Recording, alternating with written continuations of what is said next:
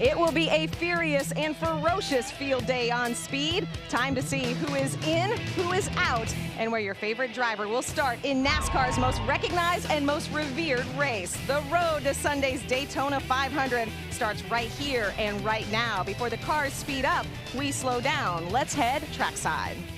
Ladies and gentlemen, please rise and remove your hats as the Atlantic High School Junior ROTC presents our nation's colors. Please remain standing as Pastor Scott Pace of First Baptist Church of Daytona Beach offers our invocation. Heavenly Father, we thank you for the opportunity to enjoy such a fabulous event as the Gatorade Duels. We thank you so much for those who have worked so hard to make it a successful event. God, we thank you for our troops who are serving around the world to defend the liberty and the freedom that we enjoy today. God, we ask now that you would bless and protect the drivers and the crews as they compete, and be with the fans as we cheer. And we ask it all in the name of Jesus Christ, your Son and our Savior. Amen. Here to perform our national anthem, please welcome international recording artist and vocalist of the Orlando version of Cirque du Soleil's production of La Nuba, Miss Cassandra Lewis.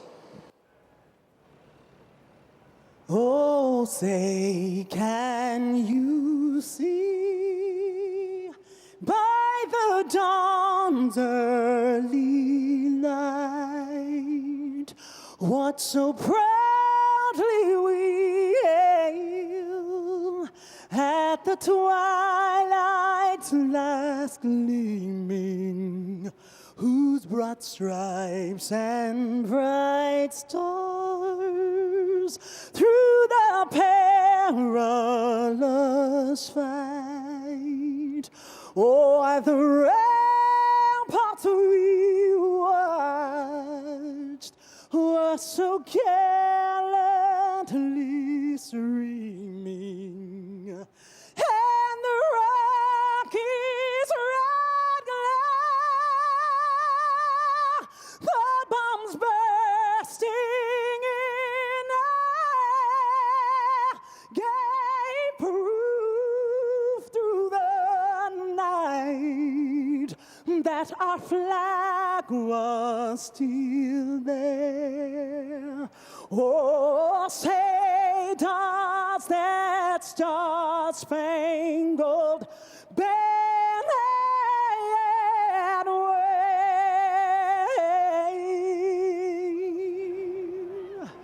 o'er the land of the free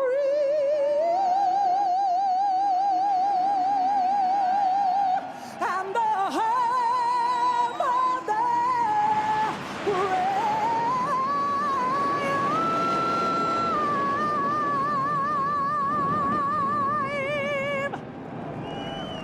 Let's hear it for the F-15. Daytona, it's not just a place or race, it's a way of life. Today, it's the Gatorade Duel. Jimmy Johnson, Jeff Gordon, Tony Stewart, and NASCAR's version of Desperate Drivers. On guard, we are preparing to duel on speed.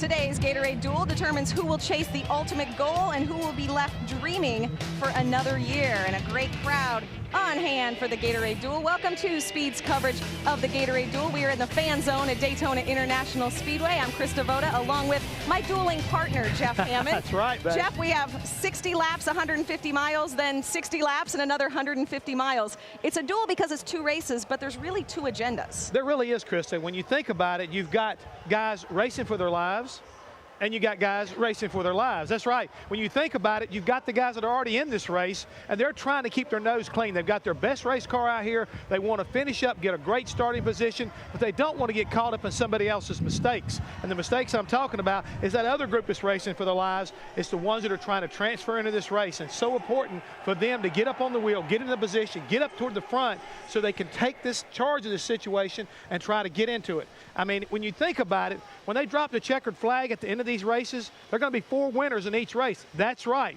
The guy who won the race, The guys who kept their nose clean were already in the race. And then you're going to have two guys who are feeling like they're on top of the world because they are definitely in the Daytona 500 if they're able to race their way in. Well, the other storyline is we're going to have ultimate winners and ultimate losers as well. Yeah, unfortunately, I had an opportunity to talk to Scott Riggs, one of the guys that's trying to race his way in, and you can already see the anxiety. He understands what's at stake, and he definitely doesn't want to be one of the guys headed north on 95 at the end of the day because he did not make the Daytona 500. I cannot imagine what is racing through their blood right now. We are ready for words that bring racers to attention, and fans like all of you out there on the edge of your seat. Forget about the cha-cha. It is time for Racing with the Stars. It's the ultimate challenge, making the Daytona 500. It all begins with dual race number 1. Let's go trackside for the command. And now, race fans, it's time for those most famous words in motorsports. Here to give the command, please welcome your Grand Marshal from Winn-Dixie, Brad Keller. Gentlemen, start your engines.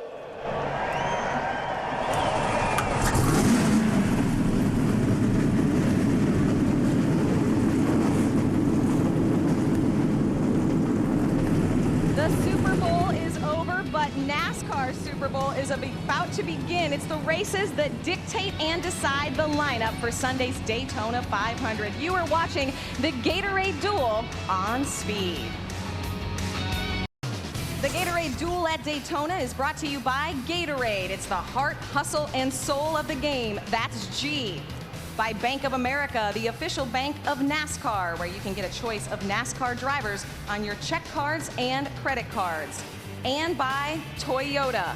For the latest Toyota racing information, visit toyotaracing.com. Toyota, moving forward.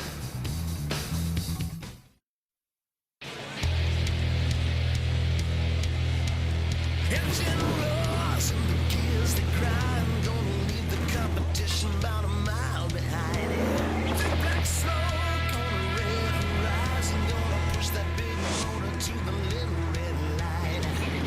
Let's go racing, boys! Take it to the red light. Make it raw sound. That was awesome! Burning up the speedway. Burn it all down.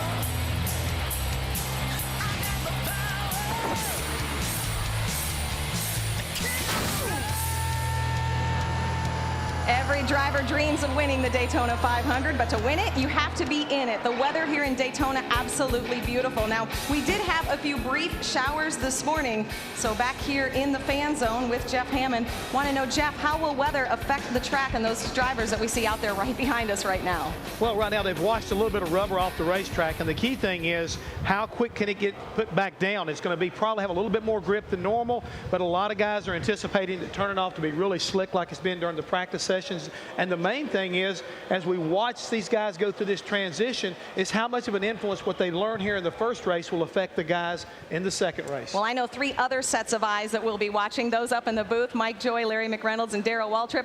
Mike, are you 3 ready to duel?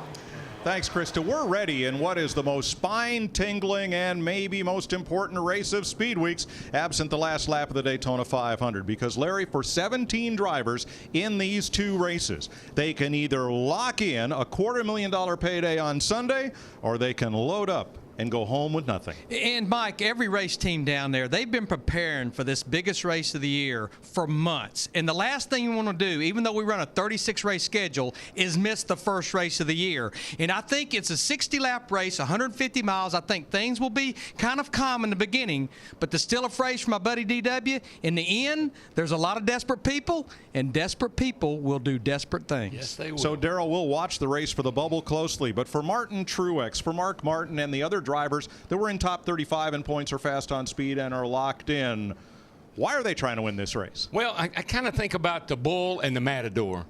You know, the bull comes into the ring and he's not mad at all until he sees that red cape.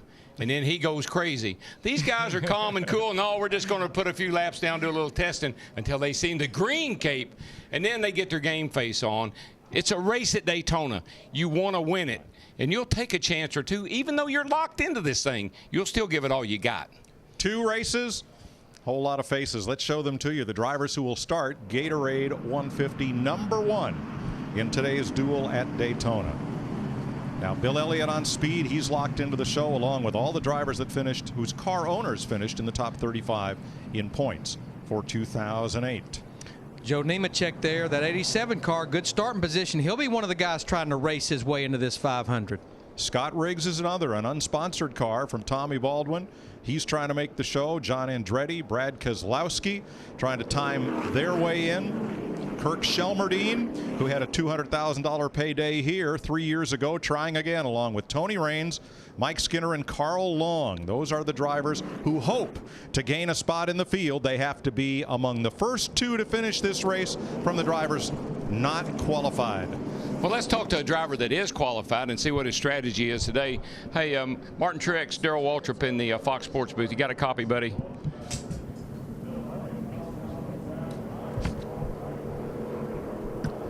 And Martin Truex, it's DW. You got a copy?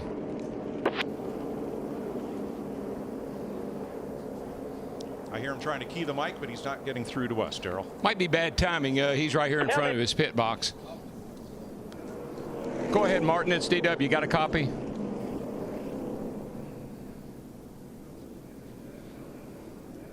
He's focused on trying to win this race right now. Yeah, I think he's probably there. Just so you know, I think you can hear us. I heard a little glitch going into one when you talked about your helmet. Just take your time. We got time here and work on the way. Yeah, it sounds like he's having a little audio problem, and we may talk to him later in the race. Okay. Getting ready to race at Daytona. Let's go pit side and start with Steve Burns. Well, Mike, after 10 years of driving that number 20 car for Joe Gibbs Racing, Tony Stewart comes here to Daytona trying to win his first Daytona 500, driving the 14 car that he owns. He told me right before getting into the car, his car pulls up well in the draft, but then stalls out. It's all about trying to find more speed for the Daytona 500, Matt. Steve, for the young man who replaced Tony Stewart on this veteran number 20 Joe Gibbs Racing team, Joey Logano, he told me it's a combo platter of goals today, but the biggest is just survive. It's already been a roller coaster speed week. Saturday morning in practice, he slapped the wall. His team spent much of Saturday afternoon repairing that 20 machine. He sought out advice from a lot of different people in the NASCAR garage, but he told me one of the biggest pieces of advice came from a veteran, Donnie Allison. He said, simply, just go out and have fun. That's what got you here. To Dick Berggren. 500 sprint car racers behind him. Joe Nemechek wasn't about ready to give up when he came into 2009 without a car, without a ride. So he went out a month ago and formed his own team, bought a car. That's what he's got here. One car, no backup, a couple of engines, and he desperately needs to qualify for this race to get enough money to go to California to find a sponsor. Joe Nemechek, the veteran, is about to drive the race of his life.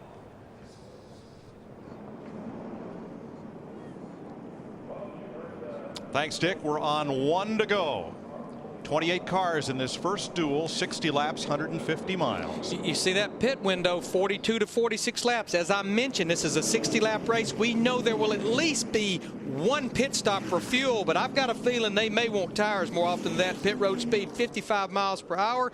There you see cars to the rears. Casey Mears had an engine problem before qualifying, and in the final practice yesterday, Jamie McMurray, Michael Waltrip get together on the front stretch. Both of those teams had to go to a backup car. Yeah, Michael Waltrip's in the pit in the 55 car. The inspectors all around the car looking under. That is a backup car. Maybe something's possibly leaking on the car. They're having a pretty serious discussion here about what's going on. Yeah, neither one of those cars got out on the racetrack because that happened almost as practice was about to end. Problem with the scoring transponder. Oh, that's why they were looking under it. I thought maybe it had an oil leak. And that is required to transmit the car's position at each of NASCAR's loops around the track, and most importantly at the start-finish line. You can't race if you can't be scored. Now, I wonder where you'd find a spare one of those.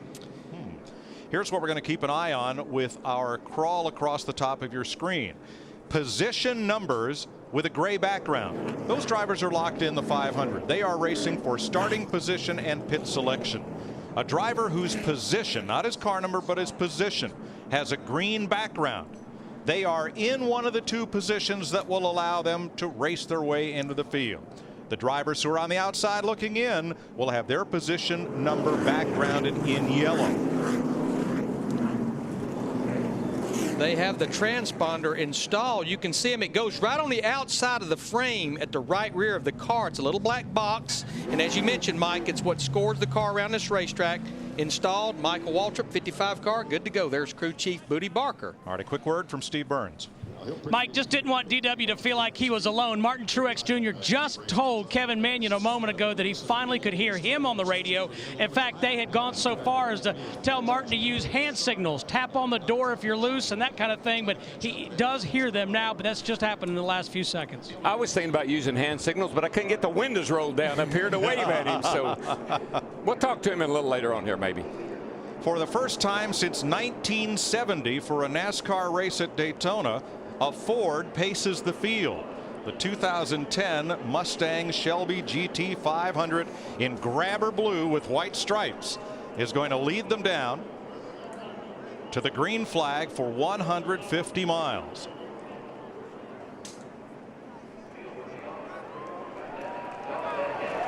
Martin Truex, Bill Elliott on the front row.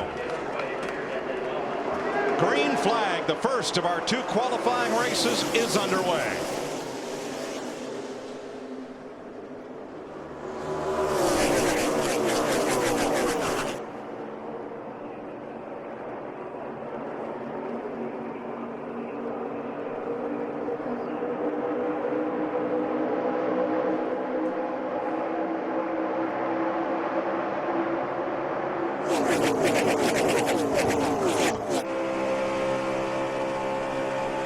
Riding with rookie Joey Logano. You know, one question I have in this race is just how well will Bill Elliott run this race? He led practice 2 sessions, qualified 5th. I'm just anxious to see how Bill's going to run this race today, see if he's going to try to stay up front in the 21 car there, the Motorcraft car. He's had a good piece ever since they unloaded. Now with that carburetor restrictor plate, it takes about a full lap to get up to speed. Martin Truex Jr. in the 1 car will lead lap 1. Nick Herbert on Bill Elliott. Yeah, I talked to him just before the start of the race, Mike, and I asked him the same question on Darrell's mind. And Bill Elliott said if he's got a chance to win it, he's going to go for it. He plans to run hard all afternoon. I guess I'm a sentimentalist, I don't know, but I'm really pulling for Bill and for Mark Martin. 2 guys that are 50 plus.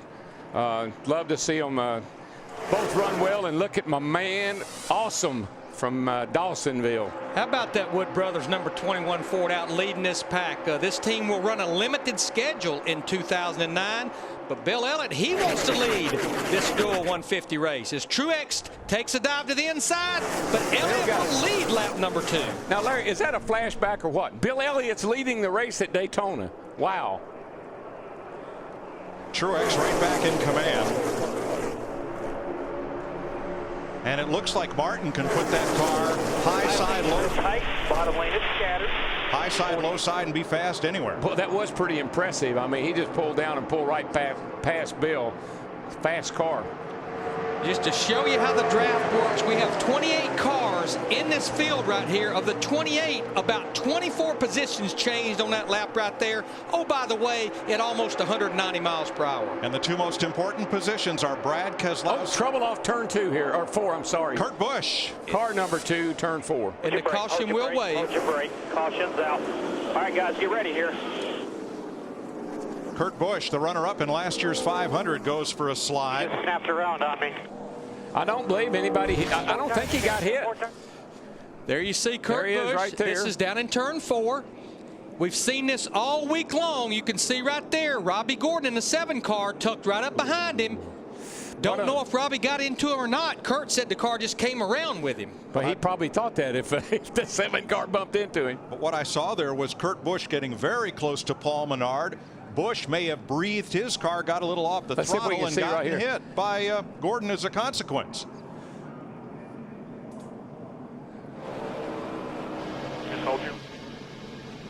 Riding with Casey Kane, who stays out of harm's way. A single car spin. First caution of the day in Daytona.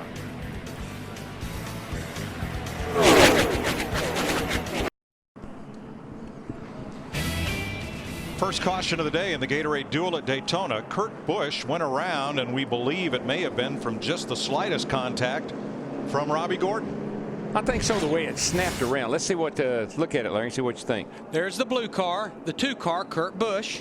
We know they're close together, no question about that.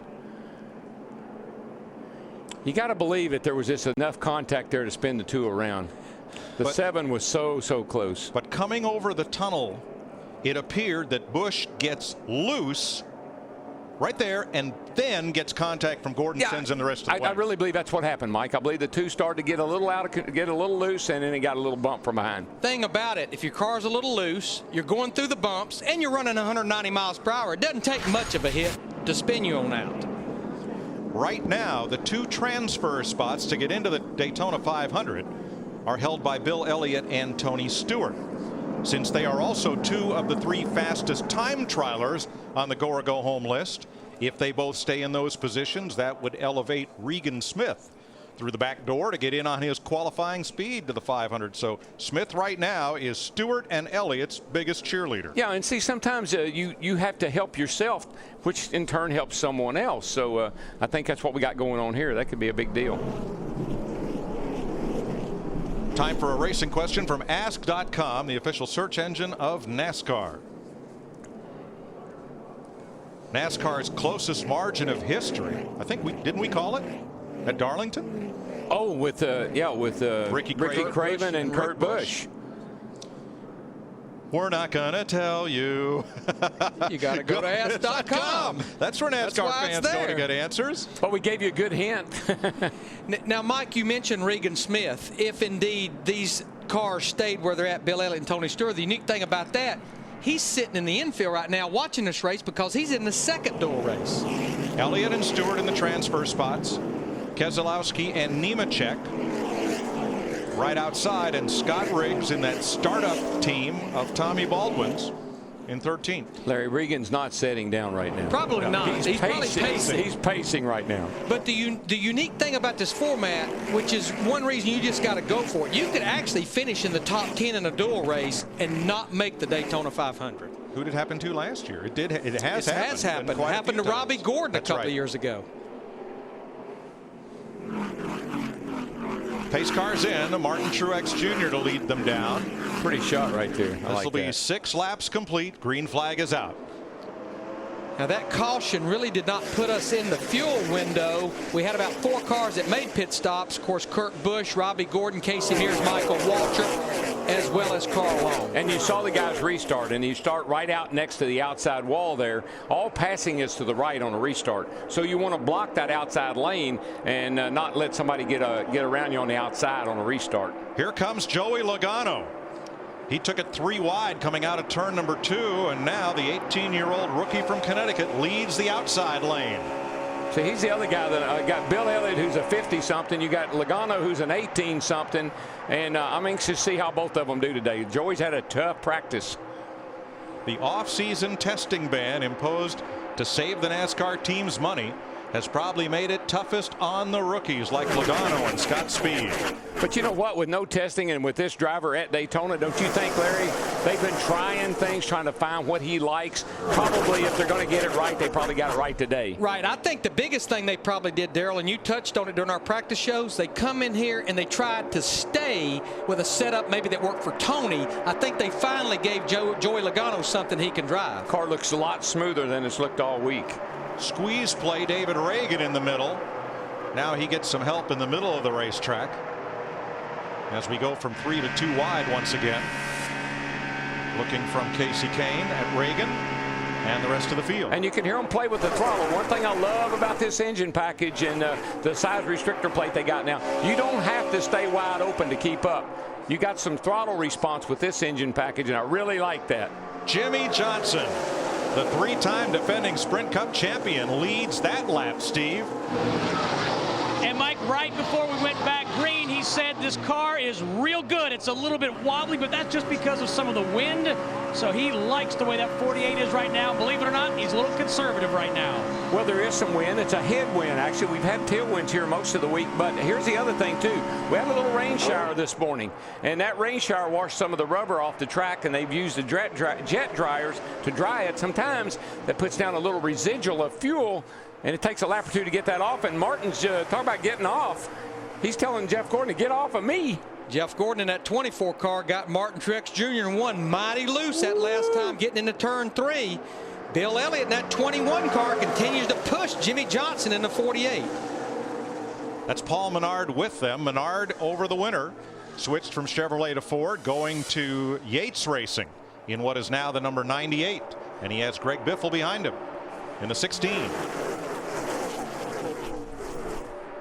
Now to kind of update you on some of those cars that started at the rear of the field, Jamie McMurray in a backup car, the first laps he's making in this car, but he did race this car in the Budweiser shootout. He started at the tail end of the field. He has moved up to 12th position in that 26. Yeah, he had a second place finish in the Budweiser shootout, and now I think he's got the car that he's really comfortable with in this race. Eric Almirola in that 8 car stuck in the middle. Another car we've been watching, one of those go or go homers. Scott Riggs in that 36 car. He has made some moves up into the top 10. Started back in 15th. He's in 8th. This is owned by Tommy Baldwin. Tommy Baldwin, the winning crew chief from the 2002 Daytona 500, put this team together in about a month's time to come down here. Well, Riggs is an aggressive driver. We know that, and that's what you got to be in this race today.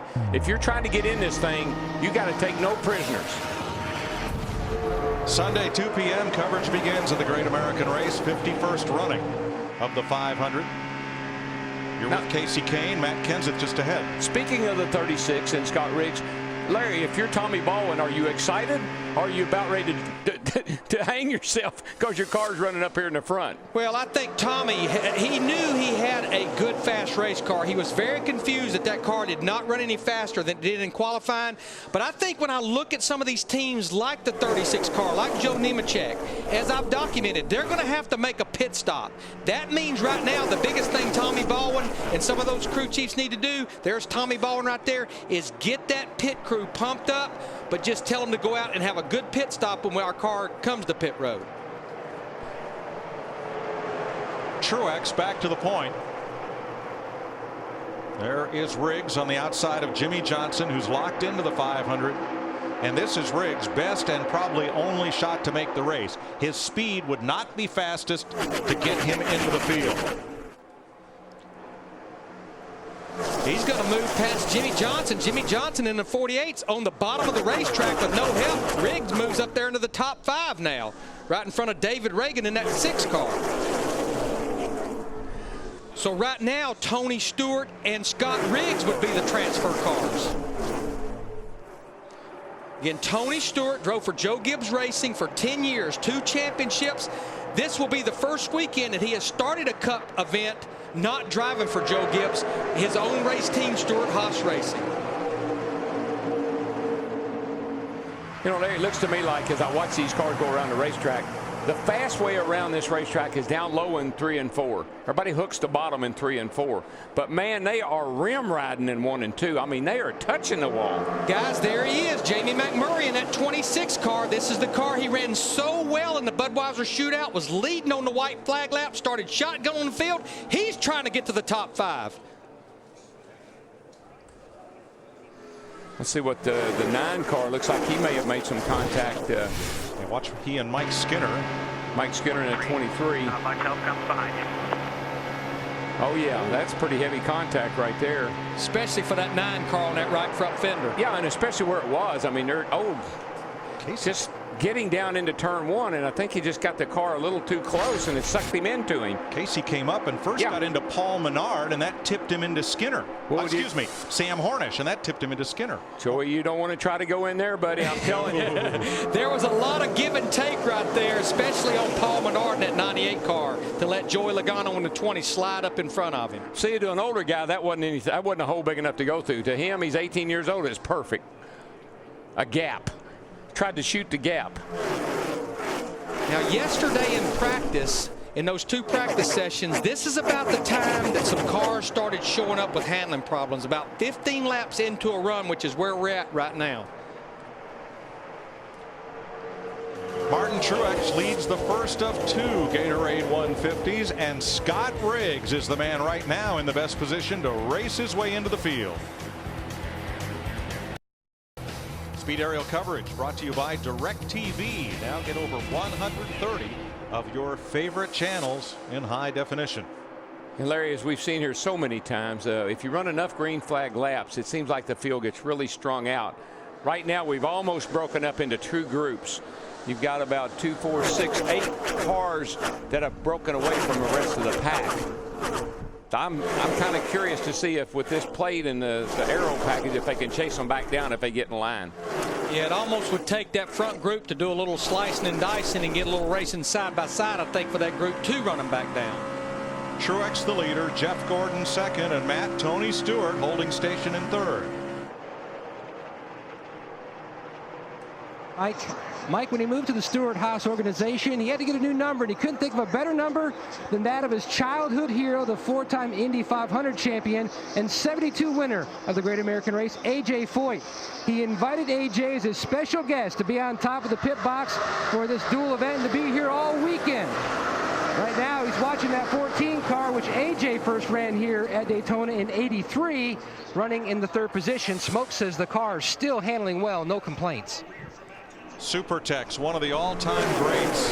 1 Le Mans, 1 Indianapolis, 1 Daytona, 1 everywhere. I don't reckon if I was Tony Stewart and I could have my hero like A.J. Foyt come and watch me run my first race as a car owner and a driver, I don't guess it'd get any better than that. That man has seen it all right there. He's done it all. Yes, he has. Yes, he has. I guess all of us kids that grew up in that era, you know, A.J. was my hero. Red gloves, red bandana, driving those sprints and midgets. You know, watching Martin Truex Jr. in that 1 car, this has to be so rewarding for Martin Truex Jr., Kevin Manion, that whole race team. When you look at everything that they went through under scrutiny during the offseason, they had the merger near the end of the calendar year last year with Chip Ganassi, with Felix Sabates. They have the 3 teams. If you go back to the last time we were at Daytona in July, this race team had all kinds of problems. NASCAR confiscated their car in post or pre-qualifying inspection. They suspended the crew chief for 6 weeks, Kevin Manion. They fined them points and money. And to come back here, the next race, the first race of the year, to sit on the pole and be leading this Duel 150, how rewarding it has to be for everybody that's involved with this race team. So for that number 1 team, this is about redemption. Boy, they have done a great job all week long. The front 5 make that the front 6. Show absolutely no signs, and as I say that, here comes Jimmy Johnson to the outside. They were content to run single file. Johnson saw a gap opening up, and he moves from 5th to 4th. But here's where the jostling has been back here. Yeah, let's take a look. Let's take a look at Joey Logano. Remember when we had the in-car camera here in practice and in the Bud shootout? Remember how he was sawing on the wheel? Let's see how he looks today. He's cranking on the wheel today. The other Saturday night and in practice over here, he was jerking that wheel all over the place. That car is driving much, much better today. We never saw him with his hands that steady in any practice that we've seen. So they have done a good job of settling that car down and making him comfortable. We're a little past 1/3 of the way through this race, about halfway through a fuel stop. So, yeah, this is when those handling problems start showing up. Even though he's busy, he's not near as busy as he was the other day. And look at him, Larry. He looks relaxed. The other night, he was standing up in his seat almost. Today, he sat back in there, not had a real tight grip on the wheel. I like what I'm seeing with him today. Matt? Mike, he is surrounded by veteran experience, not only Mark Robertson, the longtime spotter on this 20 team, but also former NASCAR, now Nationwide Series winner, Mike McLaughlin, kind of acting as his coach over the past year, also on the radio, listening, able to throw in his input if needed. Martin Truex leads the train here at Daytona, and it's 7 cars long, then a big gap. to a gaggle of cars, which is -1 now, as Mike Skinner in the Mahindra Tractors, number 23, drops down to the apron. And he had actually moved up quite a bit through the field, started awfully deep in the field. Watching him in practice, we felt like he maybe was a wild card, a long shot to maybe race his way in, but it looks like it will not happen for Mike Skinner.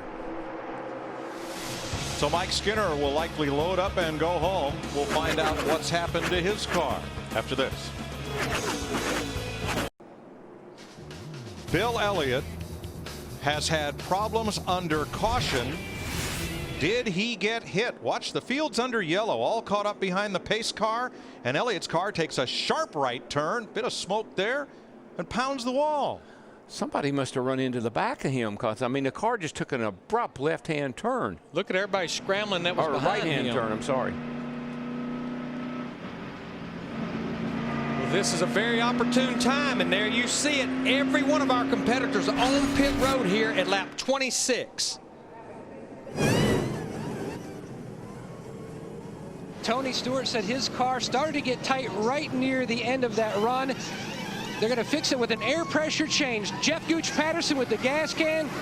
Scott Radel says they're full to Dick Berggren. Joe Nemechek is pitting, but he hasn't got a full-time pit crew, so he borrowed one from Scott Speed. These are all somebody else's guys over the wall. Steve. Martin Truex Jr. said he was getting loose. He is away. Scott Riggs in the 36 with a makeshift pit crew from Germain Motorsports in the Truck Series. They had a clean pit stop. Jeff Gordon in the 24 is saying, I'm having a hard time keeping this race car on the bottom of the racetrack. Best we can tell, looks like everybody changed 4 tires, which this was a great opportune time. We're almost halfway through this race. We'll have to double check the race off pit road as Bill Elliott, look at the damage to the right front of his Wood Brothers Ford, is pushed back to the pit area. Dick, what happened? Well, Bill Elliott's transmission locked up, Mike, and when it did, it absolutely locked the back wheels, and that spun him out. Wow. Wow. I guess what he was doing, he's probably downshifting because we were under caution, and when he downshifted and maybe let the clutch out, the thing locked up and just spun him into the outside wall. Now Elliott will be in the Daytona 500. Now a member of the number 27 crew, borrowed from Regan Smith's 78 crew, run into on the pit stop there. A car accelerating out slid sideways and caught him. We'll get an update when we can. Now, I think there were a lot of issues with Joey Logano's pit stop. This is your riding with Joey coming in here, and I think the first thing that happened, you can see him waving it back. He was across that front line, and you cannot be across that front line if you do go ahead and complete the stop. I guess there were some issues in the ARCA race with Joey last Saturday, so cost this 20 team a lot of time on their pit stop. And really and truly, he didn't get a chance to make a pit stop in the Budweiser shootout. He had trouble, wrecked. Oh, you're clear, you're clear. Go, go, go. So this is only a couple of times he's been on pit road here at Daytona. Let's go back to Dick Berggren on the Mike Skinner incident. Well, he ran out of fuel pressure, Mike, and if there's no fuel pressure, there's no engine running either. So Skinner now out of his car. Now okay, thank you. But it should not have been out of fuel. It has to be another issue with that car. Well, I think some of the things we're seeing here with some of these cars is the fact that some of these teams are just kind of all thrown together in a very short period of time. We're under caution in Daytona in the first Gatorade Duel race. The Gatorade Duel at Daytona is brought to you by Old Spice, the official deodorant of NASCAR. By Verizon Wireless, call more people, use 0 minutes, only on America's largest mobile-to-mobile calling family, Verizon Wireless. And by DirecTV, if you call yourself a sports fan, you've got to get DirecTV. You know, conditions are certainly different than we've seen here most of the week with the overcast skies. And the thing that I think it would throw a crew chief if I were Larry or Jeff, the wind, we've had a tailwind all week here. Been pushing those cars down the back straightaway probably 10, 15 mile an hour faster than they are today, because today we have a headwind. So whatever gear selection you had could be the wrong one for today. Right now, Darrell, on the graphic, Tony Stewart and Scott Riggs lost a couple of positions on pit road, but he is still second among the drivers trying to race their way in. You see Terry Labonte backgrounded in yellow. He is the driver who would take the champion's provisional if needed. And Bill Elliott, if his car is not repaired, he will get into the field on his qualifying speed. Now on pit road, Kyle Rowland is the crew member that was hit by Kirk Shelmerdine. He was servicing Shelmerdine's car and got hit on the pit stop. He was awake and talking to the caregivers and was assisted into the ambulance. See Terry Labonte in the 66 car. Now Terry, by virtue of the championship provisional, he will race on Sunday. It just we don't know exactly where he's going to start unless he has to use that championship provisional. 3 cars that started at the rear of the field. Now they're all locked into the show, but Jamie McMurray, Michael Waltrip, and Casey Mears in the 26, the 55, and the 07, all those cars, through virtue of the run they made before that pit stop and the pit stop, they've all made their way to the top 12. You saw Kirk Shelmerdine making a second stop there, and we saw uniforms from 3 different pit crews servicing their cars as some of these single car part-time teams put together a group to get things done and try to get in the Daytona 500. Even saw the Jackman from Jeff Burton, number 31 team there. Of course, Jeff will be in the next dual race coming up.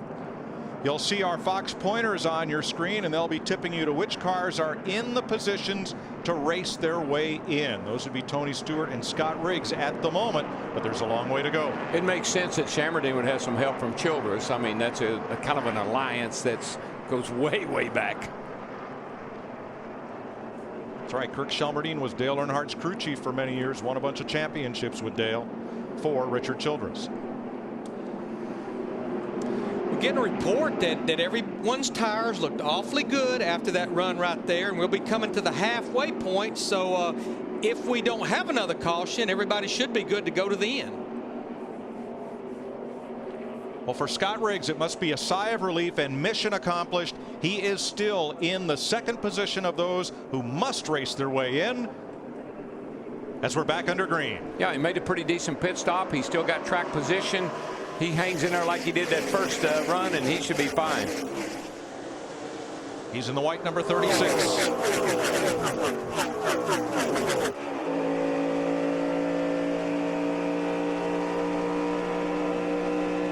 That's Tony Raines, 37, just in front of Logano. The 47, Marcus Ambrose. As they come up to speed out of turn 2. Sam Hornish alongside, 77. David Reagan in that 6 car back in the 4 spot, giving Tony Stewart in the 14 a little bump draft down the back straightaway. And Riggs caught on the high side, that 36. Now see, that's something he shouldn't have done. See how everybody's single file? You get this temptation to jump out of line and try to pass people. You might want to just ride right there trying to get into this race. Boy, Paul Menard going below the double yellow line. That is new here at Daytona. Now, they didn't make it a double yellow line to help the drivers. They did it to help the fans understand that below the double yellow line, just like on the highway, is no passing. When we get to California next week, it'll be a single yellow line, and it is not out of bounds as it is at Daytona and Talladega.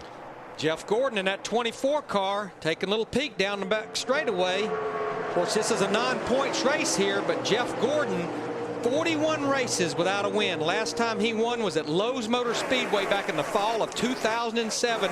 Matches his longest streak. It took him 41 races to win his first race when his career started. Martin Truex continues to lead a mostly single file pack past the start finish line to complete 32 laps. Let's check with Matt Yoakum. And Mike, looking at the team's overhead pit camera video, Kyle Rowland, when he jumped off the wall, you can see he was hit with the right front corner of the race car. Now, team officials told me he injured his shoulder yesterday, and this might have just made that injury, taken it to a whole nother step. Team officials did say he was talking and alert on the stretcher. We'll get more information as we have it from the Elliott Care Center. Now, from the uniform, we are guessing that Kyle Rowland was borrowed from Jeremy Mayfield's team. Jeremy's going to try to qualify for the 500 in race number 2 and is going to have to replace Kyle going over the wall if that's the case. And he just timed it wrong. I mean, he's the jack man. He's got to be the first guy over there, and he just got out there a little late, actually. He should have been out there a little sooner. and he didn't really know what to do. Yeah, the rule is you can't go across into the car is one pit away, and like Darrell said, he just didn't time it. But one of the greatest things that NASCAR has done over the last few years is mandatory helmets on every pit crew member that goes across the wall. Yeah, as a matter of fact, they'll penalize you a lap if you have a crew member over the wall. Happened in the ARCA race to Joey Logano. It did. Among the race your way in drivers, Tony Stewart is in the best spot. Scott Riggs, then Joe Nemechek and Brad Keselowski. Let's show you the distance from Riggs, now back up to 7th place, and Brad Keselowski, who is 16th. And excuse me, Joe Nemechek, who is 17th. And that's the difference. It's a $250,000 difference, or it could be, between making and not making this race. Oh, by the way, it's a 0.5 of a second right now. So not only do you think about what this race pays as far as the purse goes, you're looking at the big picture. And if you're a Tommy Baldwin and you've got everything you own tied up in this race car, in this race, $250 grand to start this thing on Sunday would go a long way on getting you down the road. There's Tommy Baldwin right there. And there's his car, Scott Riggs, currently 7th, in a transfer spot to make the 500. Dick Berggren. Bill Elliott had a fast car, and he was driving it beautifully, but that transmission locked up. What would cause that to happen, Bill? If I knew, I'd fix it. I mean, guys, I don't know. I mean, it's just part of the, you know, you got parts and pieces and all this stuff's mechanical and anything can happen. I mean, that's one flip side about what you need to do on Sunday. Run as well as you can where you don't have to worry about these 150s because anything can happen. I mean, I was under caution, went to second gear and it locked the transmission up, and that was it. You know, and I don't know what what went wrong, what happened, or whatever, but it's just a part of the business. We'll look forward to seeing you on Sunday with better results. Thank you. Sorry. Bill Elliott Sunday will start his 27th Daytona 500. You know, we don't want to speculate too much, but Darrell, I can't help but think that's the same transmission that he qualified with on Sunday. And sometimes these guys get awfully aggressive with the fluid level and the lubricants in the transmission. You almost wonder, could it have been damaged on Sunday and it showed up just a few laps ago? I'm sure you're probably right, Larry. They cook that oil a lot of times, and it gets so hot. Now the sun has peeked out. You heard Darrell talk about a while ago. This is about the coolest day we've had. And again, when the sun comes out, it heats the racetrack up, and these cars lose a little bit of grip, especially as they get some laps on their tires. Sun goes out, it comes out, you sweat. Sun goes in, you don't get so hot. And that's how the racetrack feels. Tracks have feelings, you know. Well, right now, the first 8 cars are right down against the double yellow line, single file. As this unfolds, this race initially was 100 miles. When NASCAR found that the cars could go 100 miles without a pit stop, they extended it to 125 miles. That was fine until Terry Labonte, driving for Junior Johnson, won the race without a pit stop. And now it's 150 miles as Jeff Gordon goes for the lead. Boy, Big Daddy wants this lead in that 24 car. Boy, he just got his nose down under Martin Truex Jr. in the 1 car and sent him sailing up the hill. And actually, if you want to think about it, the 24 and the 14, they're kind of like unofficial teammates. Yeah, because Stewart-Haas Racing, they use Hendrick cars with Hendrick engine, a lot of Hendrick technology. And in fact, Tony Stewart's crew chief is Darian Grubb that came from Hendrick Motorsport. And does he know how to win Daytona? Yeah, I believe he won it with Jimmy Johnson back in 2006. Yes, he did. Let's go back to the lead change from the DirecTV blimp as now Tony Stewart is up to second. You see how Jeff laid off of Martin just enough to get a little run, and Martin knew, I'm sure his spotter told him he's there or he's looking there. Martin had to give him the line. Yeah, once Jeff Gordon got that right front fender just to the tip of that quarter panel, he was committed then, and Martin Truex Jr. couldn't do a thing about it. Well, now, sure, you want to win this race, but no matter what happens in these next few laps, Martin Truex will start the Daytona 500 from the pole, as long as he brings this car back in one piece. What makes a great driver on a track like this, restrictor plate track, Mike, is being able to anticipate, to be able to lay off of that guy just the right amount so that you're wide open and you get a run on him and you can pass him. And that's really the key to the last lap here. We keep trying to update you on cars that are making moves from the rear of the field. Michael Waltrip in that 55 car making the first laps in this car. You see him right there, the Napa car. He has now made his way to the top 10, making the first laps in this Napa car. We're riding with him right here through 1 and 2. Well, little brother Michael Waltrip, I tell you, I've said this over and over again. When it comes to Daytona and Talladega, I just about put him up against anybody if you give him a halfway decent car.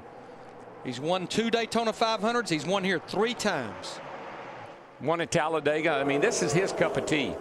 Among the go-or-go homers, Riggs, that white number 36 on the outside, stays 7th. But Joe Nemechek, last lap, moved up to 15th, edging closer in his number 87. There's Joe, the blue car, with the yellow front valence. Now he's back to 17th, just in front of Logano. And you got to believe what Joe Nemechek is doing right now, Darrell. Obviously, he wants to know how many laps to go, but I think he's trying to follow some fast cars right now. Hang on, Joe.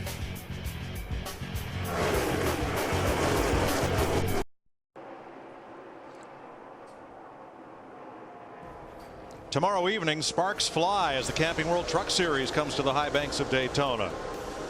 Live at 7:30 Eastern, only on Speed, racing the way it ought to be. NASCAR Camping World Truck Series as their season opener. That series has had a lot of finishes, just like what those trucks were sitting right there, 3 wide at the finish line. Okay, you know what's going on right now? We got, what, about less than 20 laps to go here. People are starting to do the math. Where have I got to be in order to get into this race? You see how the cars are staying a little more lined up, kind of setting up for the finish here to be sure you're in the position you need to be in. 16 to go this time by. Tell you, a car that has really made his way back to the front. Remember, he was our first caution back on lap 3. Kurt Busch in that 2 car. He's made his way up back to the top 10, the 9th position, as we've now got 16 laps to go. You know, yesterday they were trying some stuff with this 2 car, trying some geometry stuff. Don't know if they decided to race it today or not, but they said they were going to use today as a little test session. Looking back at his teammate Sam Hornish Jr. in that white car back there, the 77 car. Great run for Sam. Running in the 10th spot right now. Sam is locked into the Daytona 500. And remember last year here in the 500, we were singing Sam's praises because I think he finished 15th in the Daytona 500 last year and had a great run in the race.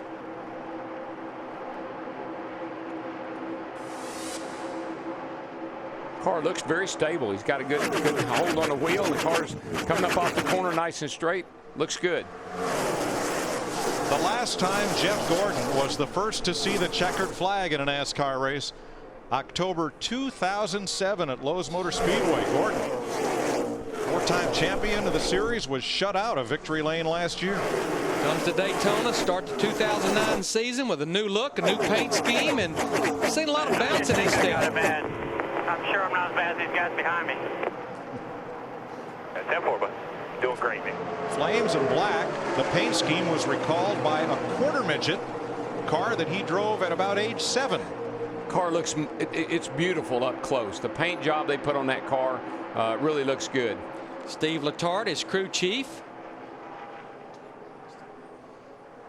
Steve started off at Hendrick Motorsports. He was only about 16 or 17 years old. Used to mow Ray Evernham's grass. Worked his way to working in the shop. Worked his way up to car chief for the 24, which is like the assistant head coach.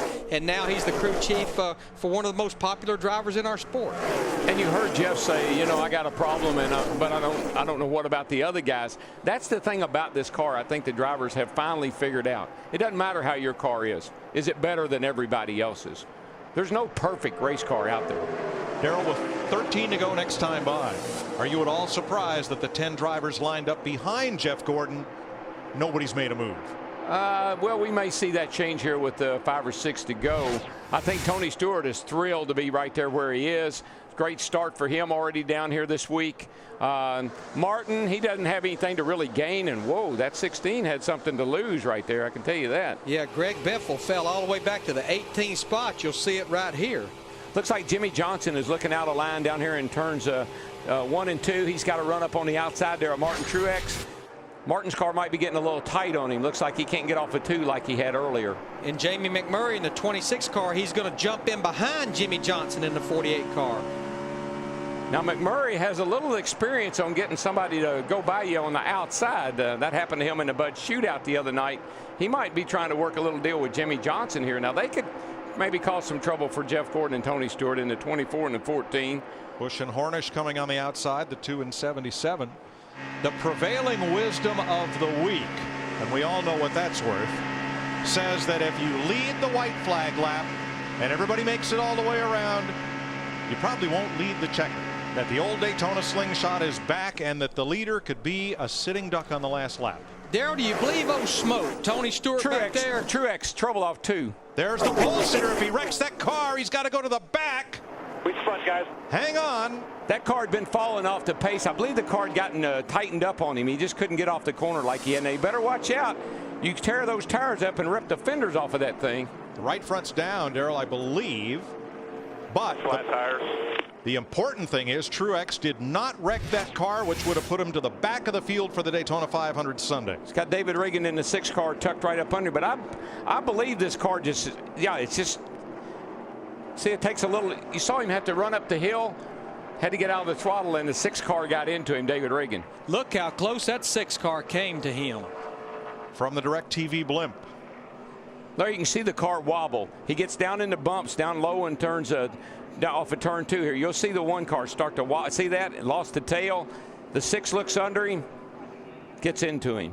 Daryl, did that have a look of a tire going down? It wiggled like it may have, but he's been falling off the pace the last several laps. I think could very well be a tire problem. See, it really walks up the track right there, like it could have a low right front. That's no fault of the 6 car, David Reagan. The 1 car when Truex had to get out of the gas.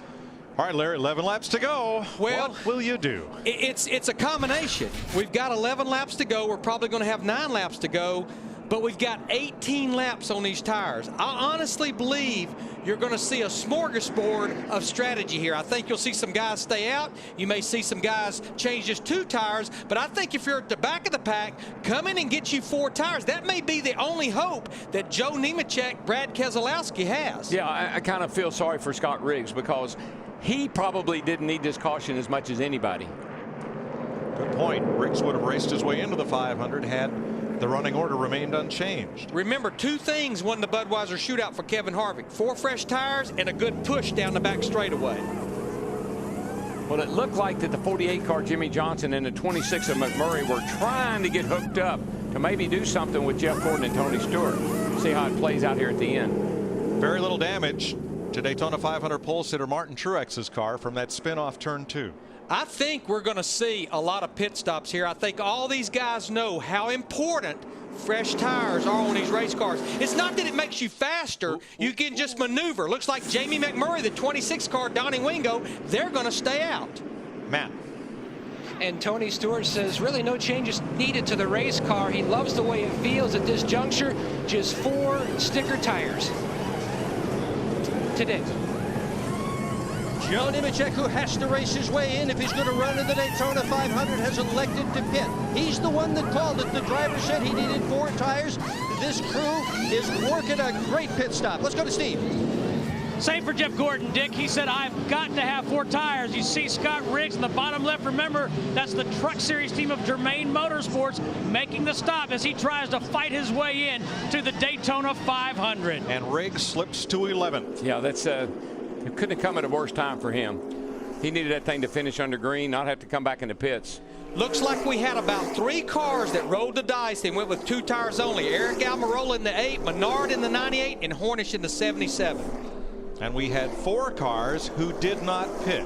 Jamie McMurray's 26, Brad Keselowski in the 09, Terry Labonte in the 66, and Kirk Shelmerdine in the 27 did not pit.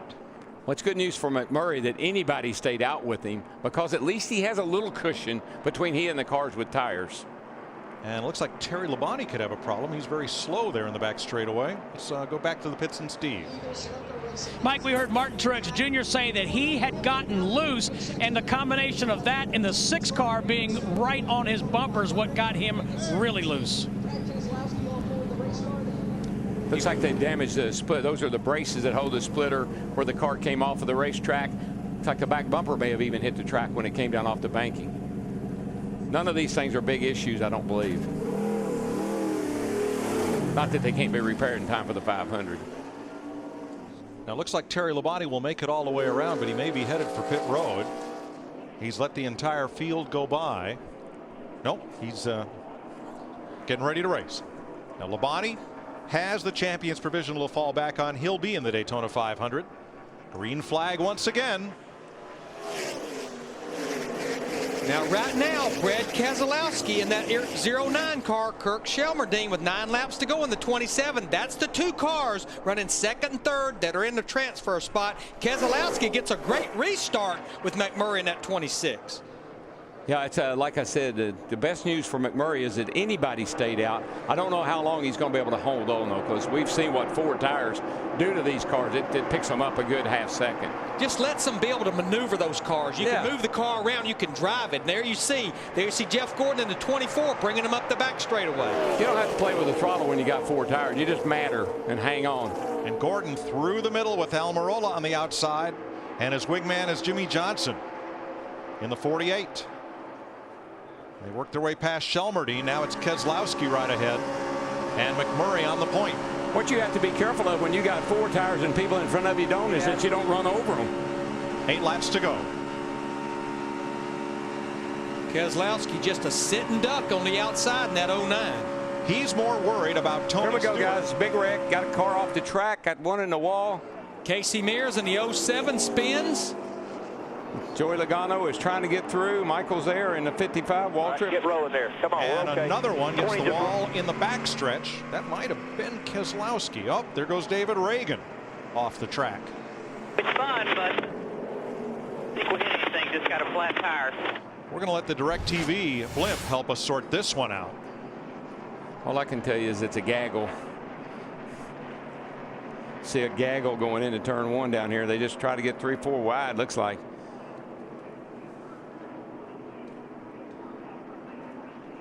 Oh, looks like it all started. The 77 to 17 got together. John Andretti up there in the 34 car. He was a victim. Logano got into the back of the 07 there of Casey Mears. Turned him around. Chain reaction from there. And I think somebody else got into the outside wall on the back straightaway after this part of it was over.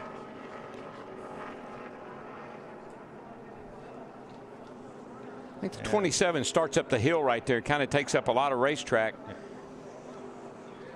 Chokes everybody down here, and it's just one of those big chain reaction wrecks you see at Daytona, Talladega. Casey Mears has come to the pit. Here's another look. Boy, Sam Hornish, see him down on the apron. He gets through barely. Let's ride with Casey Kane. 2 wide, right alongside. Check up, check up, check up, check up. There you're at, there you're at. Boy, what a nice job for a driver who had no place to go. You know, guys, I think let's take a look from Joey Logano, the 20 car. Need to go low. They're going to wreck. Go low, go low, go low, go low. So I'm getting to the back of Casey Mears in the 07. Just barely touched him, and he'll go to the apron and slide by. Good job. I saw that coming. There's one still wrecking here. What I was going to say, guys, we're coming back around to 6 laps to go. I think that caution was Brad Keselowski's best friend, because now these cars will be back single file.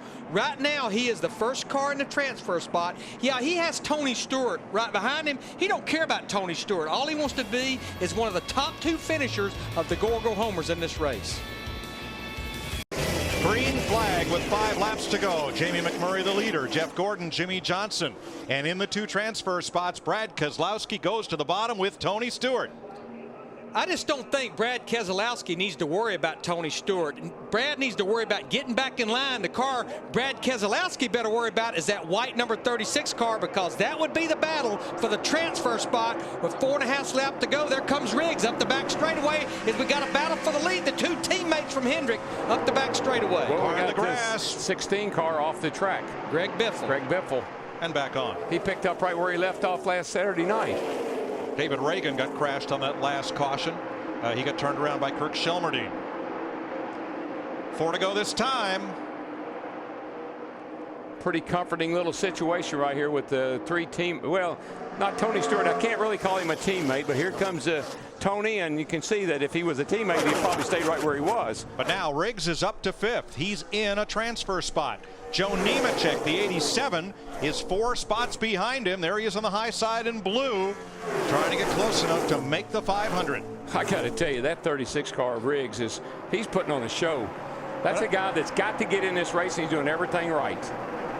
Whoops. There you see Jeff Gordon in that 24 car getting a little bump from Casey Kane in the 9. How about Joey Logano? I think the biggest thing that has happened to Joey Logano in these 56.5 laps is confidence driving that 20 car. They told him to quit worrying about how fast he is and just start and made the car comfortable for him. All right, the white 36 is in. The blue 87 at the top is out. Good.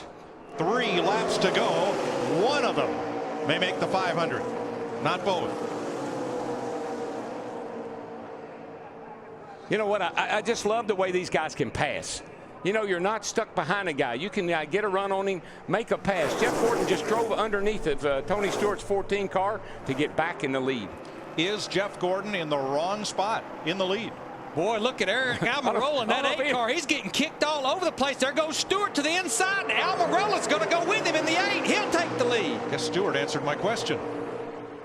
Now, is Tony Stewart in the wrong spot because we're coming down at 2 to go? Yes, I tell you, it just depends on how hungry you are, I guess. The best right now. 2 laps to go at the line. 2 on the 24. You got to believe that with Joey Logano up there, who do you think he might go with? I'm going to tell you what, I am so impressed with Joey Logano. 18 years old, driving a 20 car. He goes to 2nd place. He has had such a rough week, and look at him right here. Right side of your screen, Nemechek. Oh, he was just a car length back from Scott Riggs. Couldn't make any speed behind Robbie Gordon. Joe Nemechek had a chance for an instant. Does he have one more left? Here comes Tony Stewart back underneath Logano going into turn 3 to get back up on behind Jeff Gordon.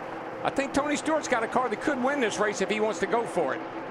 Well, Darrell, they're coming to the white flag this time. He's got to sum up where he can make that move on that 24 car. And I believe Logano would be more than happy to go with him if he decides to make the run. I'm sure Tony's in there giving him hand signals. Stick with me, kid, and I'll show you how to win this race. Just remember, Tony Stewart drove that 20 car for 10 years for Joe Gibbs Racing, and now he's looking at it in his rearview mirror.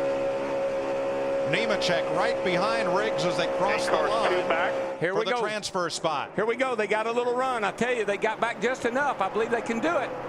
If Logano can get up there, but he's back just far enough that keeps Tony from getting that good run. No help. No help. No help. Gordon will have to protect the bottom. Logano gets kicked to the outside. 09 coming to you. Almirola coming for 3rd. Jeff Gordon trying to hang on for the lead and the win. Jeff Gordon's got this under control. He'll win this thing. Tony Stewart's going to run 2nd again. And who's going to make the show? Gordon wins it, and Riggs is in for Tommy Baldwin's startup team that came down here unsponsored. Scott Riggs is in the Daytona 500. Yes. I am so happy for Tommy Baldwin. He just put this team together about a month ago. Man. I really appreciate it. Guys, you got a good car here. Appreciate all the effort. Hope I made you proud. I'm proud of Scott Riggs. Got kicked out of his ride, didn't have a job, landed with Tommy Baldwin, and he's in the Daytona 500. So Gordon wins the race. His first checkered flag since October of '07 in NASCAR. Here's the run to the line. It's a little dicey back in here, boys. Yeah, it's Nemechek on the bottom, right underneath Keselowski, trying to make it. Both those cars trying to race their way in.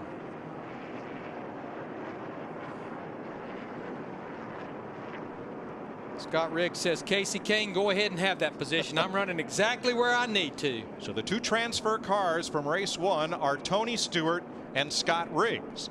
Because Stewart was one of the 3 fastest qualifiers not locked into the show, that means that Regan Smith is now guaranteed a spot in the 500 based on speed. Joe Nemechek will have to wait and see if either Riggs or Travis Kvapil races their way in round 2. That would put Nemechek into the field on speed. We'll double check that. I knew Jeff was going to have a good year. When they added all those flames on the side of that car, I said that car is going to be bad to the bone this year. And you mentioned it, Mike. He's not seen victory lane since Lowe's Motor Speedway, October of 2007. And guess who's going to be over there with him? His little girl. She gets to go to victory lane.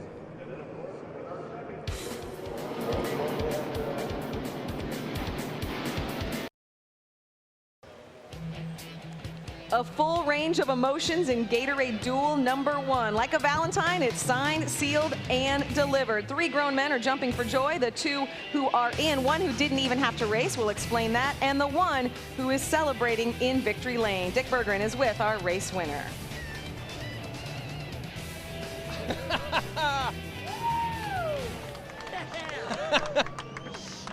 Well, oh.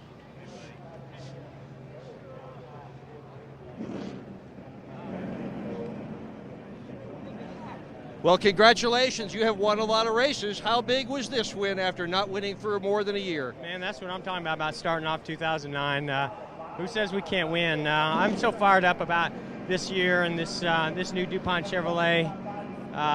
You know, just the way it looks, the way it feels. The whole team has got the same attitude on board with them this year, and I'm really excited about the Daytona 500 after that race. What a great race between me and Stuart and Jimmy and Jamie and oh man, all those guys were just putting on one heck of a race and wheeling. And I got to say thanks to Pepsi, National Guard. Pepsi's got a really cool promotion right now. You pick the top 12 in this Daytona 500 coming up. You're going to win the actual purse that we win. So it's very cool. And all of our sponsors, we just can't thank them enough. It's been a while since I've been to Victory Lane. I got to take advantage of it. I hope I'm here a lot more than this. What has done so much for you that's made this run so strong? Well, you know, I mean, this team has just never wavered, never given up. You know, Steve Letarte, he's an awesome leader. We showed it in 2007. We got off last year. And you know what? We're determined to get it done this year. And it's just Hendrick Motorsports, all of our sponsors, you know, all the fans are just inspiring us to get it done out here. I have not seen 2 better races than last Saturday night and today's race, you know, in a long time here at Daytona. So I can't wait for Sunday. Congratulations to you, Jeff. Well, with Scott Riggs, driver for Tommy Baldwin Racing, 6 full-time mechanics. You've been in business 37 days, and you had the whole winter to worry about having a job. How does it feel to be in the Daytona 500? It feels absolutely awesome. I mean, I feel like we just won the race there. I mean, just my hat's off to all these guys. They a lot of volunteers that work so hard, come in just because of the faith they have in Tommy and each other. And man, it's the racing drug that all of us are addicted to. That's what kept these guys going and kept them pushing forward. And just proud of them. You know, Tommy said we had a really good car. It really didn't show itself until we got into a pack and could show how it pulled up and was really strong. So man, I'm elated. I don't know what else to say except I'm glad that Red Bank came on board. Red Bank Outfitters came on board this week and next week in California. And man, here's everybody that out there is pulling for us. I appreciate it. All right, congratulations. Let's go to Matt. Steve, Joe Nemechek now has done all that he can do. He has to sit and watch. And now you're the biggest Travis Kvapil and Regan Smith fan here at Daytona. Yes, you know, that's just we got ourselves in a tough position, but with the team just starting out, I'm really proud of all my guys. A lot of good things to look forward to. You know, we started off way too loose there. And then at the end, we got the car a lot better. That last lap, I had the perfect run lined up on Scott Riggs on the 36, and the 26 slid up in front of me there, and it killed all my momentum. So I thought it was perfect. We were lined up. I could have shot by him, and in an instant, it's all gone. So I just got to thank all my fans out there and all the people that helped us get to where we are right now. So pray one of those other guys get in. For Joe Nemechek now, he's going to have to live by those words of that poet from Gainesville, Florida. The waiting now is going to be the hardest part.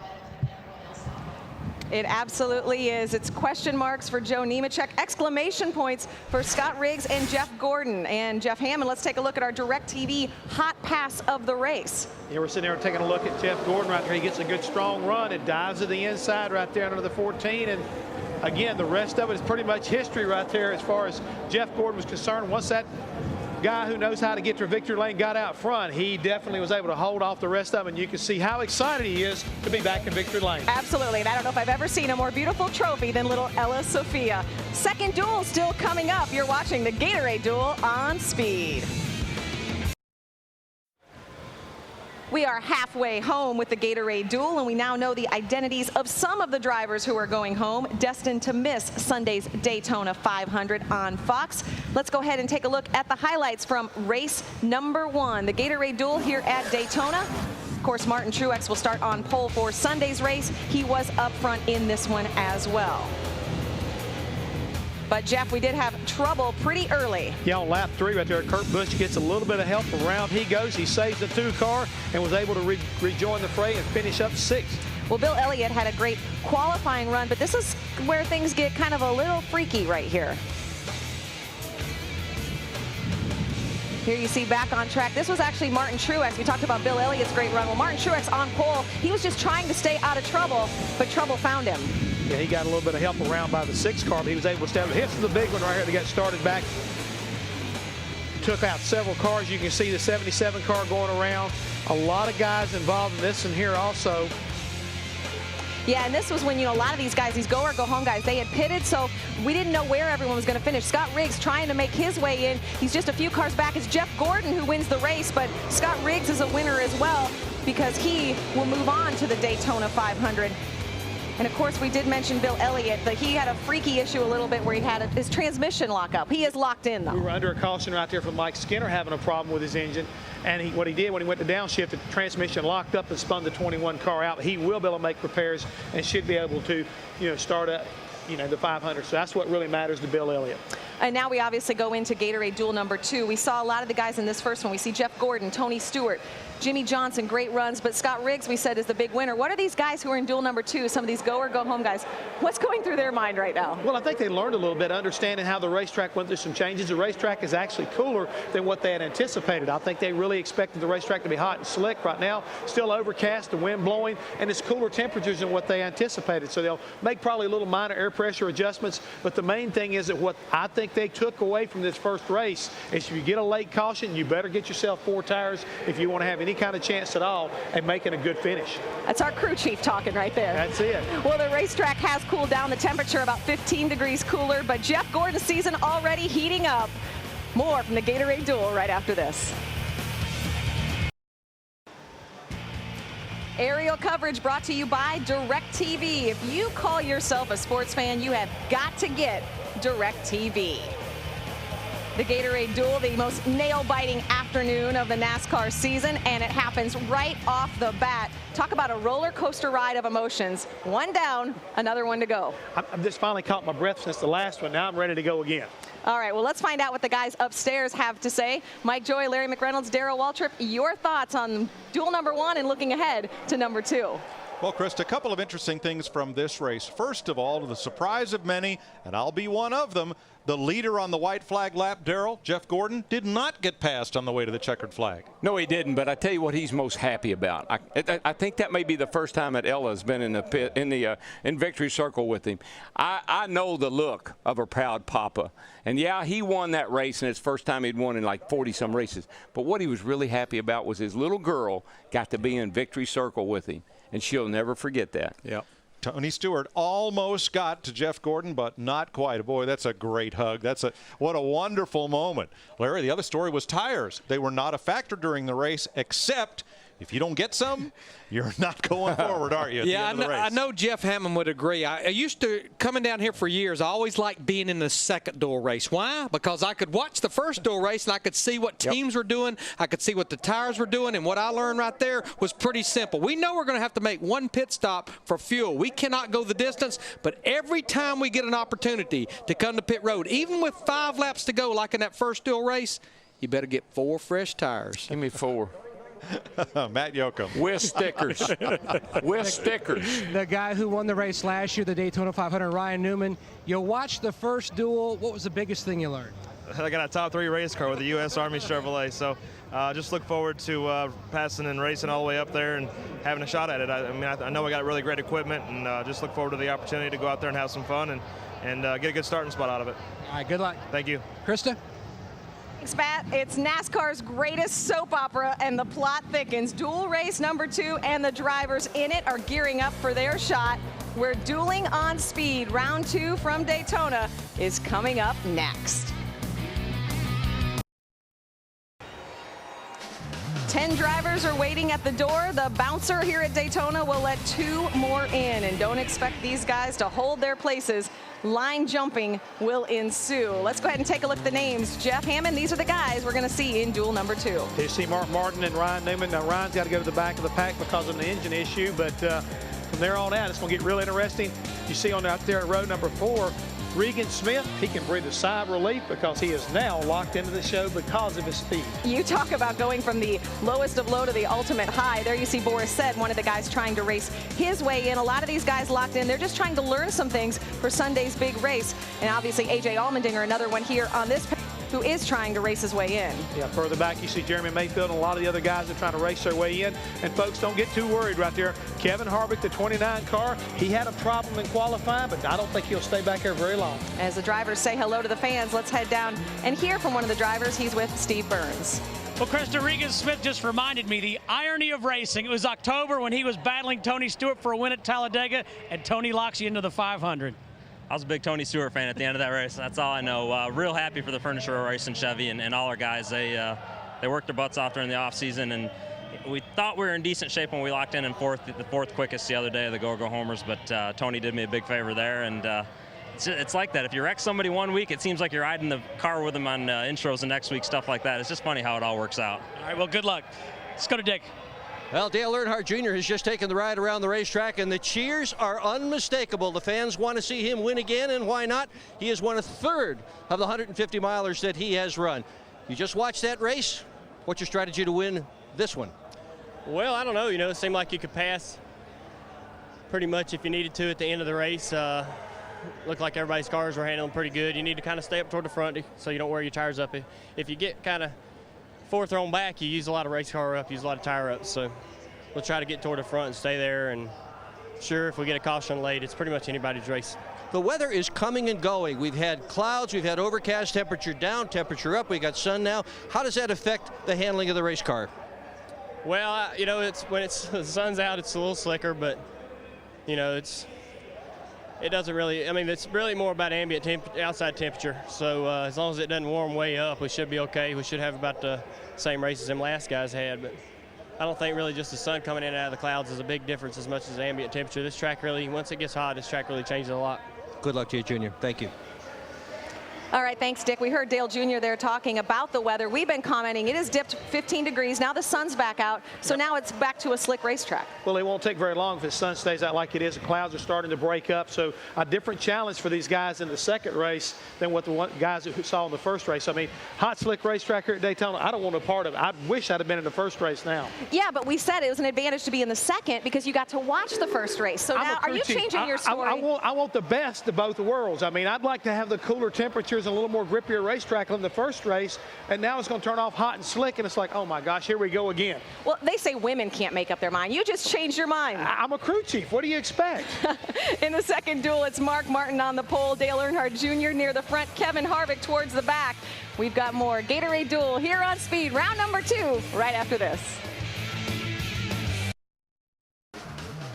Affordable ticket packages are still available to experience the thrill of NASCAR at Las Vegas during the 2009 season. Experience the unique combination of racing, action, and entertainment only Las Vegas Motor Speedway can provide. For more information, visit lvms.com or call 1-800-644-4444 and join us here at the Speed Stage in 2009 at the Las Vegas Motor Speedway. Viva Las Vegas. Viva Las Vegas. That's You're right. ready already. But first, we have to get through Daytona. We heard Regan Smith say he was probably out there as motor coach wearing a smoke T-shirt. He was the biggest Tony Stewart fan because that's what got him in. But Joe Nemechek, on the other hand, he's got a big question mark right now. Big question mark, and he came so close, like Joe was saying. He really felt like he had an opportunity to make a run on it and get by that 36 car, but right there on the last lap, he was almost shut down. He had a good run coming in there, wanted to go to the high side, realizes all of a sudden, man, I need to go to the bottom, and the 26 car of Jamie McMurray was there. pretty much just slammed the door on him, and he couldn't get that run back down to the inside to make the necessary move on the 36 car. And that's how close it really is. And we talk about how close everything is. When you get down to the qualifying speeds, you realize that Joe Nemechek may miss the Daytona 500 by 3/100ths of a second. That's the difference between his qualifying time and Regan Smith's. That's an eyelash. You can't even measure that. That's unbelievable. You can't even snap your fingers that quick. I couldn't do it. I couldn't do it. Obviously, that is the thrill of the range of emotions we have here at Daytona, and Joe Nemechek, certainly a Daytona staple. But let's hear from some more drivers as we get ready for Gatorade Duel number 2. I believe Dick Berggren is standing by. Yes, and I'm with newlywed Carl Edwards. You're starting right about in the middle of the pack. How do you play your cards to make sure this thing doesn't get wadded up before it's over? I'm looking for, for Fords to get behind, and I think this Aflac Fusion's pretty good. I was just telling you, man, it was it's kind of refreshing to get to sit and watch that first race. I realize why people enjoy this so much, man. It's really cool, and just glad to be here racing, ready to kick off the season. It's cool to see this many fans here, and it would mean a lot to get a good starting spot, because I believe it's going to come down to a lot of strategy on Sunday, and I want to be up in the front of this thing. We got an in-car camera in your car, so we're going to have fun riding with you. Steve Burns. Dick, A.J. Allmendinger had a great run in the Budweiser shootout, finishing 5th, but let's talk about the mission at hand. Got to make it. That's there's no questions. We got to be in. Valvoline has put their faith in me. We got a great Dodge here, and Richard Petty Motorsports is just the short amount of time that the 44 teams come together. It's been a lot of fun. They've worked hard, and we deserve to be in this race. So we got to go put it in. Best of luck, AJ. Thank you. Let's go to Krista. Hear the difference in their voice as Carl Edwards is cool and calm. A.J. Allmendinger has intensity on his mind. It's race number 2, the Gatorade Duel from Daytona on Speed, next.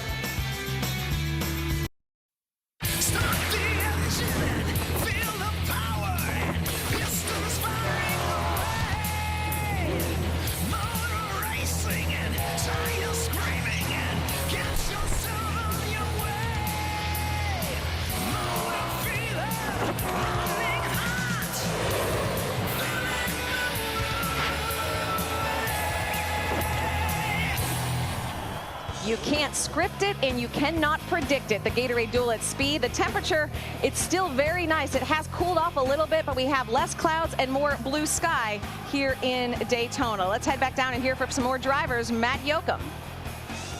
Travis Quapple's locked in, so your approach today, is it cautious yet aggressive? That sums it up. We want to race hard. We're excited to have Golden Corral Buffet and Grill on the car for the Daytona 500. So we want to be up front. We want to keep it on TV, but we know we can always fall back on our time. We don't want to, because if we fall back on our time, we're going to start way back in the field for the 500. So we want to keep it up front, keep it towards the front anyways. But we gotta race hard, see how it handles, work on it the next couple days, and more importantly, we need to have this car in the 500. The 28 car starts on the outside of row 2. We've talked of 2 agendas: win the race or save your car. Lay back and make a late move, or drive it like you stole it. The decisions these men make will determine their Daytona 500 fate. And obviously we can't even imagine the emotions of someone like the guys, the go or go home guys, what they're feeling right now. Jeff? Well, you saw a moment ago the shot they took of Kevin Harvick's car where his wife Delana was giving him a hug.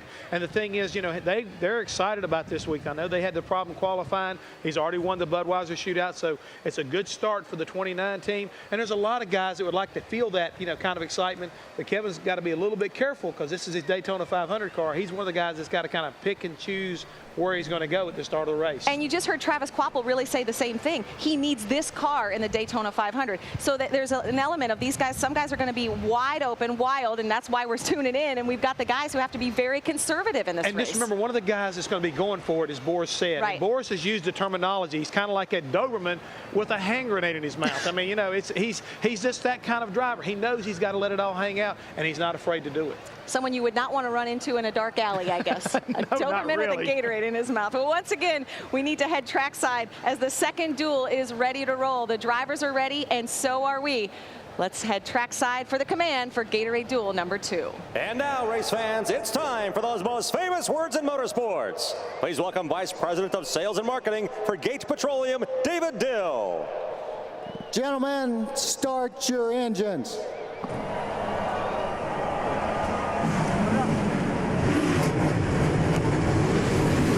We'll be back for Duel number 2.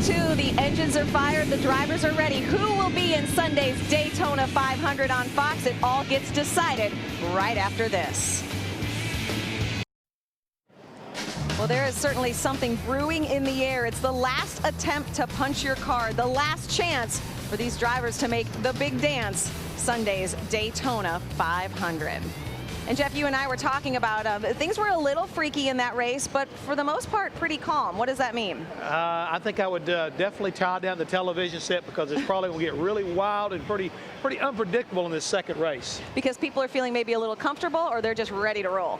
No, I think because of the fact they realize this is the last chance for them to get in this Daytona 500, and I guarantee you there's going to be a lot more pushing and shoving than we saw in the first one. Well, in Major League Baseball, pitchers and catchers don't report for at least another week, but we're going to go ahead and throw it back upstairs. Mike Joy, Larry McReynolds, Darrell Waltrip, have you guys caught your breath? We're ready for race number 2, but the mindset of the competitors, tradition holds here that if the first race is very calm, the second race they're all over the place, and vice versa. If we have a wreckfest in race 1, everybody lines up for race number 2. So what did we have? Did we have a wreckfest, or did we have a calm race in race 1? And what do you expect? Yeah, well, we had that pretty big wreck down in turn 1, so that's not all that unusual. But you're exactly right. My experience here has been when I stand on top of the truck and spin around for 60 laps, I get in a race car, I'm a little dizzy. And they drop the green flag, and I don't know which way to go. So that could be the way this race goes. Sometimes they get a little bit rougher in this one, because we now know a lot more than we knew. And so now it's not just desperation. This is last chance, as we said. Larry, we learned a bit about tire strategy with 5 or more laps to go. If the caution comes out, you need some, but what else is going to be different about this race? Well, I think we've got some fast cars starting at the back of the pack. We know Kevin Harvick in that 29 car, who had the gear problem in qualifying, won the Budweiser shootout. We know he's got a fast race car. Ryan Newman, we watched his teammate Tony Stewart in that first race really flex his muscle. Qualified third, was scheduled to start on the outside the front row. He's going to the rear of the field. But I'm going to tell you a car I'm going to watch. Wild thing, number 18, Kyle Busch. He's starting back there in 8th position. We know Daytona 3 wide. Nobody loves it better than Kyle Busch. This is going to be fun.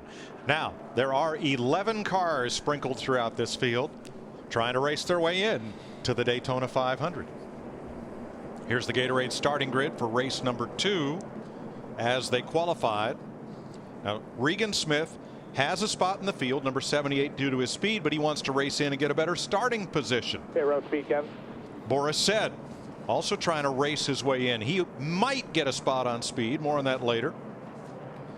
And as you look back from Reed Allmendinger back, or excuse me, AJ Allmendinger, Jeremy Mayfield in a pickup team, Mike Wallace, Mike Garvey trying to race in, Derek Cope, Kelly Byers, Jeffrey Bodine, and Norm Benning are all trying to race their way in. If this radio doesn't work this time, there's going to be an early caution for a radio on the racetrack. From the tower.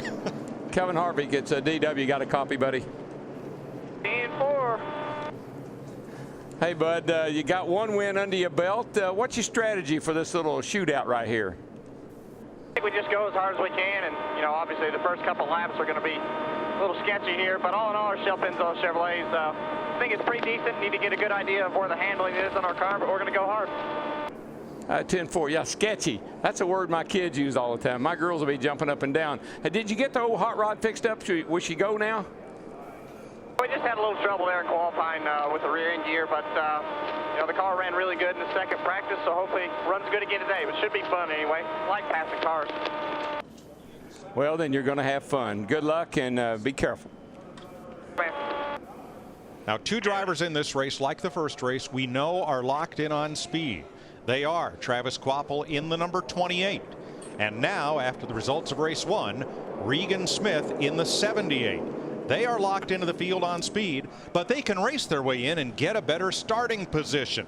And the 2 fellows that hope they do are Joe Nemechek from race 1 and Boris Said.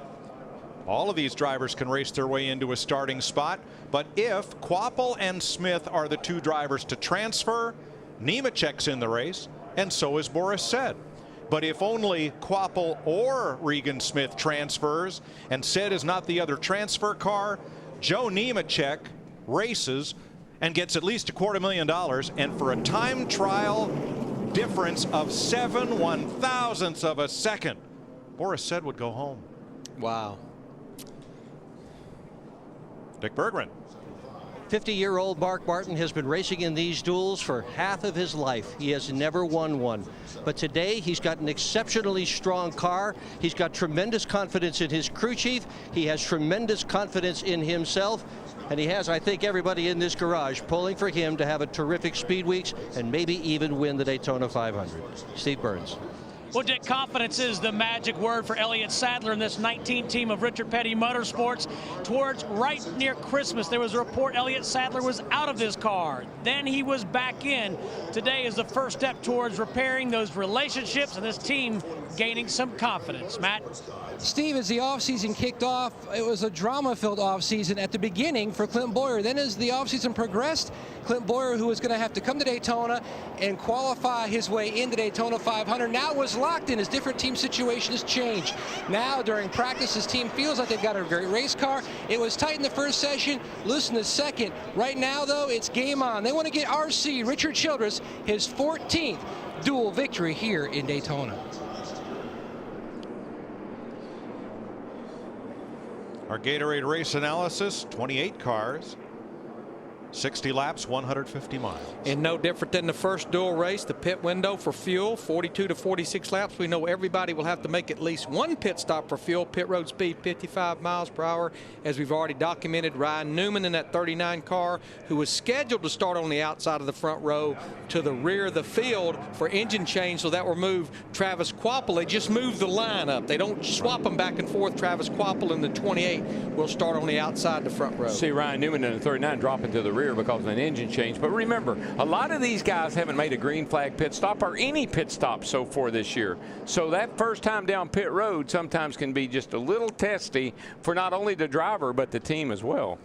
Of our two rookie candidates, we had Joey Logano in the first race. We will have ex-Formula One driver Scott Speed driving the 82 in this one. As you look at our NASCAR on Fox onboards, upper left, Denny Hamlin, David Stremme, upper right, Carl Edwards, lower right, Dale Earnhardt Jr., the lower left. Scott Speed, you know, he and Logano, I think, are going to have a pretty good rookie battle this year. But Scott's going to have a pretty good run here to match what Joey did in the first race in the 20 car. See Scott there in the 82, Scott Speed. Made 5 starts at the end of last year. You know, Mike, back to those two guys that are in this race that we know will race on Sunday, Travis Quapple and Regan Smith. What's unique about those two race teams, they would love to run the entire schedule, but right now they are still hunting sponsorship to run the entire schedule. Right now, the 78 car here with Regan Smith, maybe 10 to 12 races. Travis Quapple, good shape for the first 5 or 6 races. They need sponsorship to move forward, though. Regan Smith drove for Dale Earnhardt Incorporated last year with the merger and contraction of that team folding into the Ganassi organization. Left without a ride. Picked up the 78 that Joe Nemechek had driven the year before. Travis Quapple would have been in the top 35, but the Yates Racing team used that spot for Bobby Labonte, so Quapple having to time his way in. Tell you a car I'm going to watch closely is that 42 car. Juan Pablo Montoya starting in the 3rd spot. His 2 teammates in the first duel, Eric Almirola, Martin Truex Jr., both had strong runs. Again, this is a product of the Dale Earnhardt Incorporated Chip Ganassi with Felix Sabates merger. And Montoya has been fast all weekend here and runs good at the restrictor plate racetrack. I'm just having a problem. We have talked about drivers and who can win and who's going to do good, and I don't know if we mentioned Dale Jr. for 2 days. We will. I think you're right. If we don't, the fans will let us know about it when he takes the lead, I'll guarantee you. I think he'll surprise you in this little race. He's looking over at Montoya from our Bank of America onboard camera. Montoya last year in a Dodge. This year they switched to Chevrolet as part of that merger with DEI. Mark Martin, age 50. Travis Quapple. Arkansas versus Wisconsin on the front row. Green flag for round 2 of the Gatorade Duel in Daytona. Very nice start, nice and even. Both cars kind of took off at the same time. Like they're going to hit turn 1 side by side. I said hit turn 1, not each other. They were looked like they were about ready to bam at each other. That was a little close for comfort. It was. Now they spread out a bit. I think pushing the 18, he's getting pushed from the 00. Junior to the high side right away. With Kyle Busch in that 18 car, pushing him all the way down into turn 3. Be surprised if David Rudiman in that 00 car doesn't get up there and race pretty well too. That car's running well. Boy, Quapple's car's a bit loose. Well, and Dale Jr. will lead lap 1. And Junior Nation comes to life.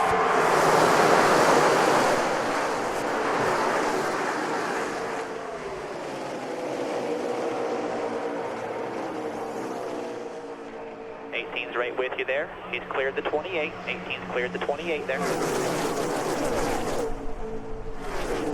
So many people on a race team, so important on race day, but when you're restrictor plate racing and you're running in packs like this, probably the most important person, that spotter that we just heard right there on top of the grandstands. Yeah, and you got to feel pretty confident if you're Dale Jr. here, because the Hendrick cars overall, if you consider Stewart and Jeff Gordon and Jimmy Johnson and the whole crowd, they've all been running really, really well. Front 5 single file, and David Rudiman peeks out in the tri-oval. Here he comes on the outside in his Toyota. Yeah, he needs some help. He got out there, but he's going to pay the price. Nobody went with him. So he's going to fall back a little bit. You got to have a little help when you go to the outside like that. Looks like help's on the way, Darrell. I'm just not sure they're going to get there in time. Clint Boyer in that 33 car bringing Sadler in the 19. Trying to give Rudiman into the 00 a push down the backstretch. You feel like Superman with a supercharger when you get a run on a guy, but you jump out there and it's like hitting the wall. She says, whoops. Riding with Denny Hamlin, that's Bobby Labonte just in front of Hamlin in the Ask.com Ford. Pretty much when you're on fresh tires like the start of these races, the bottom groove is going to be the way to go. You're going to hang around the bottom for a while. Might move up after the tires give out a little bit. Front 7 single file, rookie Scott Speed alongside Rudiman in that second pack. And well, they were single file for a moment. When I started to say that they were. Mark Martin in the 5 car, pole sitter, gets a little help from Montoya in that 42 car. They go to the outside. We have definitely seen where all it takes is 2 cars hooked up, and you can go. Yeah, you got to have some help. Get somebody to go with you that can help you, push you, and you can make some passes. Speaking of pushing, Denny Hamlin gives Bobby Labonte right there a little push going down the back straightaway. Teammates side by side through turn 4. Mark Martin comes around the outside in the Kellogg's 5 to take the lead from Junior. Can Junior get it back at the line? He does. Dale Jr. led the 3rd lap. Oh, we had cars a little bit squirrely back in the back part of that pack right there. Regan Smith stuck in the middle. And Scott Speed now drops to the bottom.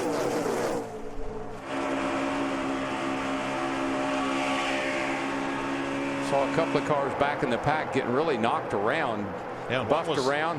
One was the 99. Whoa. Oh, boy, Mark Martin got a shot from Montoya there. Boy, Mark says, now, wait a minute. It's early, now, boys. You want it, clear all around, side by side behind you. Clear by 2 to the bottom. This is when you start saying, when you're Mark Martin, you're on the front row locked into the race. This is when you second guess your strategy. Whoa, if these guys are going to race like this, I might want to rethink my position. Let's see what the 99 back here in the pack. Watch the 99, Carl Edwards. Right down here, there's Carl. Boy. He got a pretty good nerve from Jeff Burton in the 31 car. See what Carl, what kind of reaction he has here. No help with you on the bottom here. Down there by yourself. Here comes some help. 3 wide. 31's helping you. You're still 3. Here's a shove from the 31. Man, that duck got his feathers ruffled. I'm going to tell you right now, get me another spotter if he thinks that's helping me. That was a little more help than he wanted. Nah, it's more than I needed. Montoya gave Junior a push, and Dale Jr. back to the bottom, back to the lead. Now he's got his teammate Mark Martin in that 5 car tucked up behind him. Looks like the outside line will prevail. Denny Hamlin in the 11 trying to bring the bottom along. One of the big movers has been Brian Vickers in that 83 car, started back in 16th up there in the 6th spot. See, one of the things I think they learned from the first race, you can make a pass. It's okay to go ahead and make that pass, and you can get it back if you're the guy that just got passed. So I think they're feeling pretty confident about these cars. I tell you who's feeling confident. We talked to him. Darrell talked to him right before the green flag. Kevin Harvick started way back in the 22nd position. He's just cracked the top 10 in that 29 car. Well, just imagine this. If you can get a good draft off of 1 or 2 cars, how many can you get off of 25 or 30?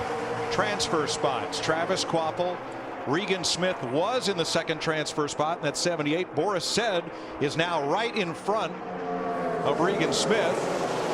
That 08, that's Boris Said. And that is the battle for the bubble right there.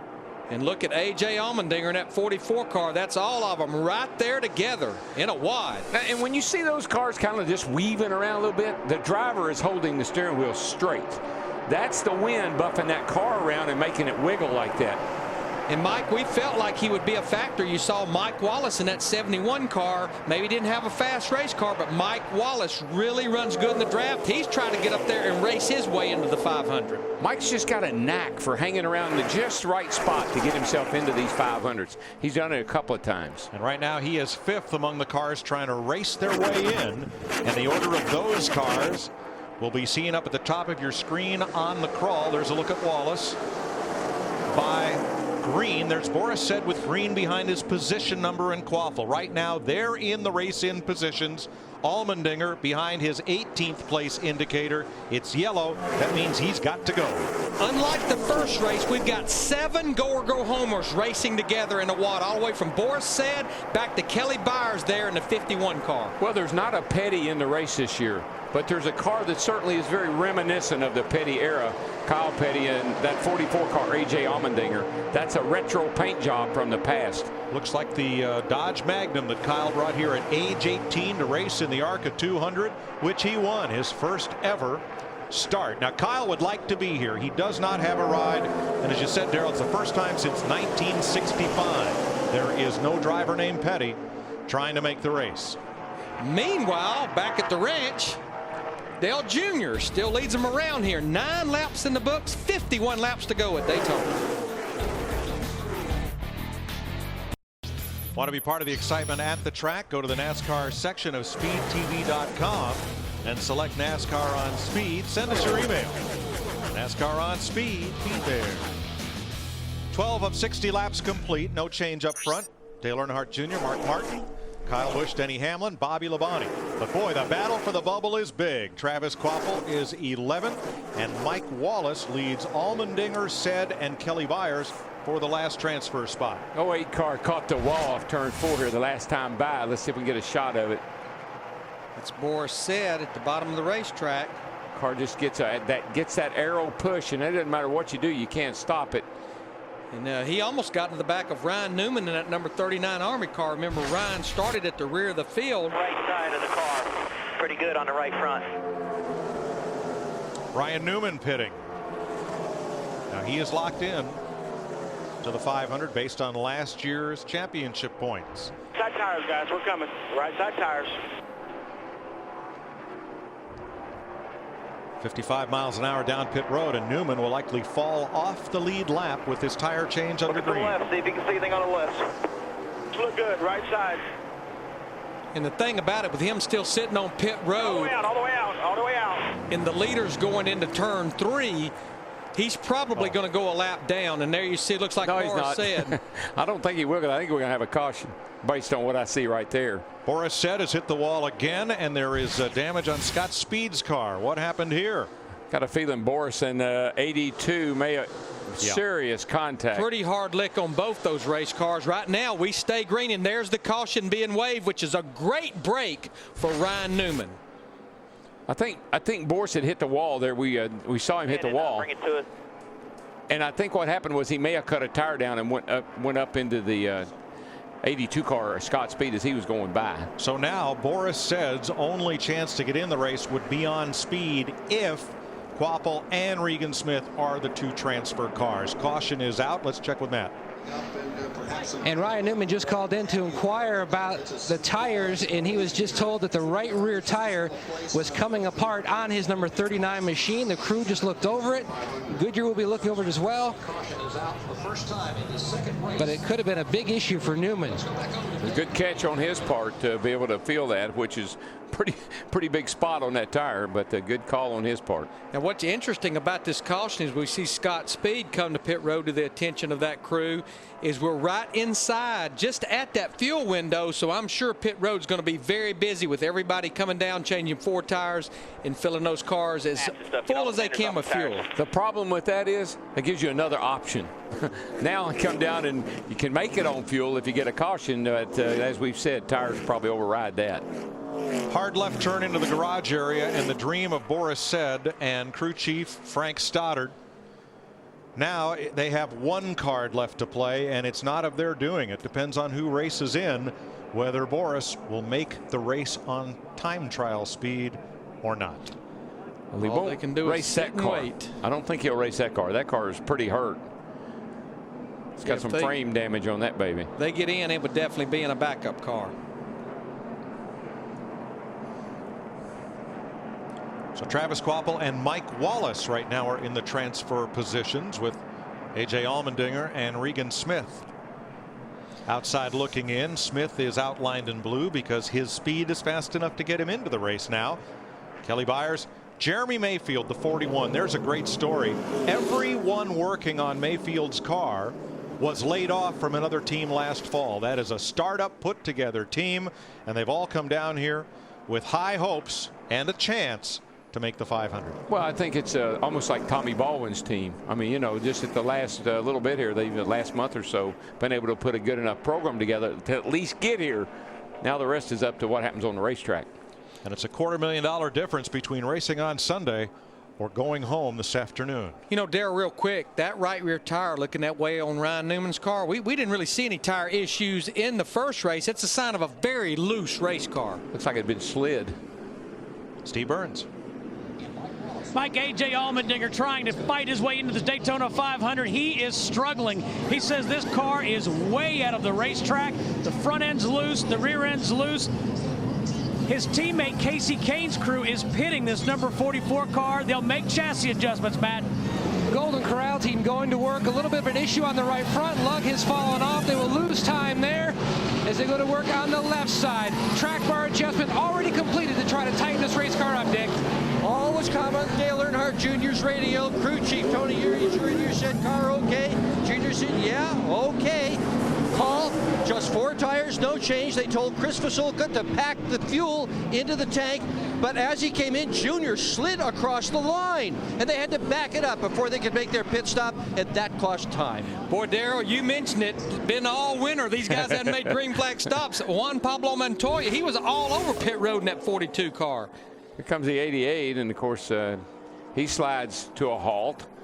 He's over the line. They have to back him up before they can start the work. So that's one. Here comes the 42, the red car right here. And he gets crossed up in his pit box. Actually, he was legal. They didn't really have to go through all that, the best I could tell. I think he was in the wrong pit box, the only problem. He was legally in the wrong pit box. 17 laps complete. Tony Stewart switches from driver role to car owner for Ryan Newman. As we get ready for the green flag, there it is. 18 complete. 42 to go. And that little problem Dale Earnhardt Jr. had on pit road, he came in leading, cost him 7 positions, kicked all the way back to 8th on this restart. Tell you, it wouldn't surprise me to see those 2 Toyotas, the 18 of Busch and the 11 of Hamlin, maybe gang up on that little number 5 car, Mark Martin's. And right now the 2 transfer positions are Mike Wallace in the 71 and A.J. Allmendinger just past Derek Cope, the 1990 Daytona 500 winner, for the 2nd spot. Another guy that's hanging in there. I noticed in that first run there is the 96 car, Bobby Labonte, in the Ask.com car, right there in 4th spot, doing a really nice job with his car. Bobby Labonte, like a lot of drivers, probably a month and a half ago, had no idea what he was going to be doing for 2009. A lot of folks thought he might go to Ganassi Racing in the 41. That didn't happen. Ganassi ended up merging with Earnhardt Inc. And then this opportunity developed, and Bobby finds himself in a Ford for Doug Yates. Now, just an update on Ryan Newman in that 39 car. Remember, he had the tire problem, had to come to pit road under green at lap 13. But right now, he's on the lead lap in the top 10, getting a little help from Kevin Harvick down the back straightaway. He's in 9th right now. And a change on the bubble. Regan Smith Now up to second in class, passing Allmendinger, as did Travis Kvapil. So Mike Wallace and Regan Smith are in the transfer spots, 71 and 78. And here comes Kvapil battling back to take the bubble spot away from Smith. You know, one of the problems with having a tire problem is now every time Ryan Newman feels that car do something that he doesn't expect it to do, he's going to be convinced he's got a tire problem.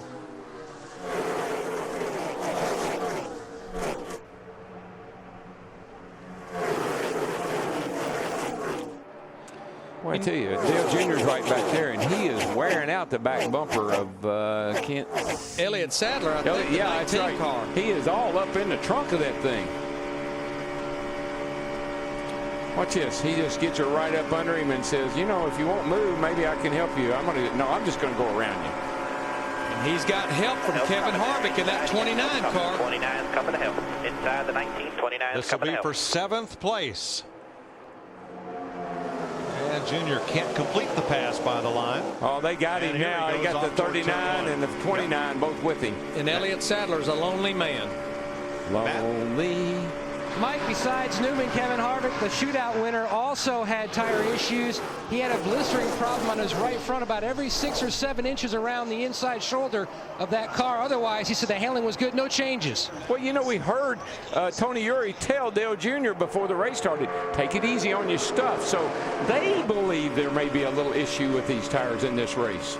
And if you have a problem with the front tire, a lot of times it can be with the front end settings. If you have a problem like that right rear tire on Ryan Newman, normally that's just the way the car's handling. And of course, blistering means that the temperature of that car probably, of that tire, got in excess of 300 degrees. And, well, Ryan's tire looked like a tire that maybe had been locked, the brakes locked up and slid, or maybe the car got really, really sideways loose and did something to that tire.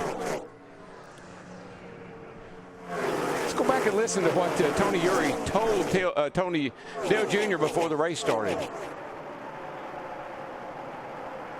And just remember, you know, if you start getting real tight for some reason and starts doing that, just kind of take care of your stuff there. You know, we don't need to. We'll let somebody else be the first casualty, because there was a few little spots in that last race that should get better as the week goes, but just don't abuse them no more. We have to. Yeah, I'll be careful with it. Let's pick up the bubble battle. Kvapil in the 28, Mike Wallace in the 71, then Regan Smith in the 78. 2 out of those 3 will make the show. I'm going to put my money on Mike Wallace. I don't know how he does it, but all I know is when he comes to Daytona, he takes cars that shouldn't get in the race, and somehow he weasels his way in there every time. He does run well here. And obviously he has a good package with that 71 car. That is a car that was bought from Richard Childress Racing, Earnhardt Childress Racing engines, supplying the engines for that car. So he has a good piece to work with. Kevin Buckler, who owns TRG, the Racers Group. They've had a ton of success in sports car racing, especially here in the 24 Hours of Daytona. And they have a full-time ride in the NASCAR Craftsman Truck Series. That's who Mike Wallace is driving for. Actually won the Grand Am GT, part of the Rolex 24-hour race a couple of weeks ago. And then, did they win a truck race? One truck race? They did. With rookie Donnie Leah last year.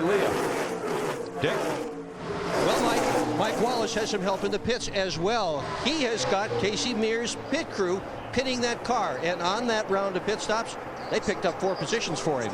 And that's Richard Childress' pit crew. So obviously there is a huge alliance between this 71 car and Richard Childress Racing. And I've seen that more down here this week than I think I've seen in years, where everybody is helping each other.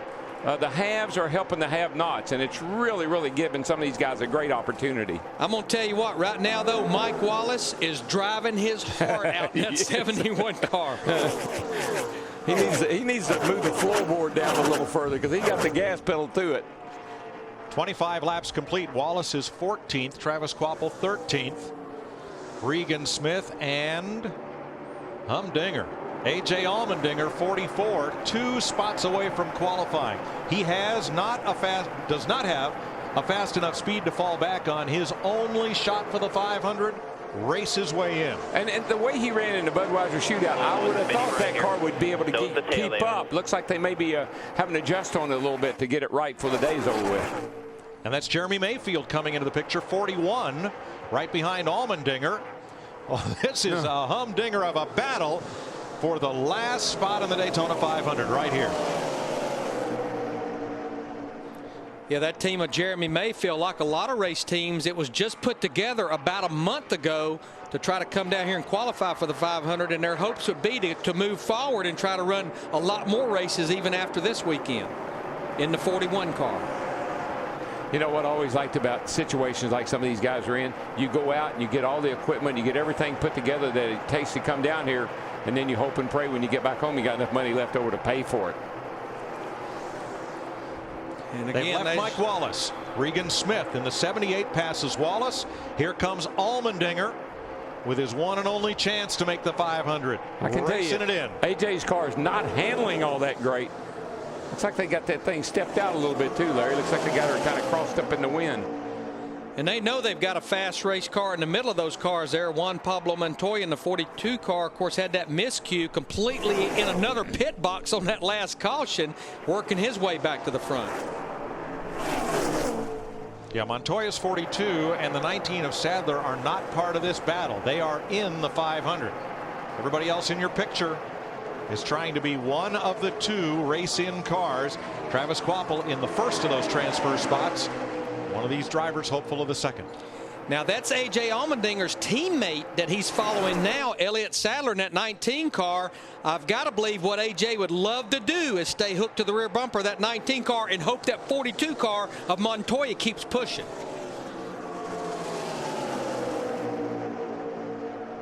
Regan Smith has his hands full with Mayfield in the all-sport car. All right, you and Wallace. Say it again, AJ. Wallace in the 71 trying to move back up.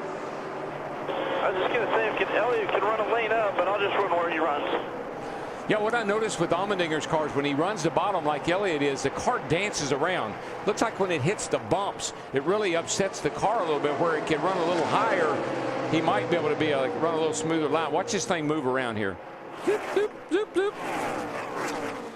Now that's our leaders on the left-hand side of your screen. Mark Martin in the 5 car as we are approaching halfway. Continues to lead those two Toyotas of Kyle Busch in the 18 and his teammate Denny Hamlin in the 11.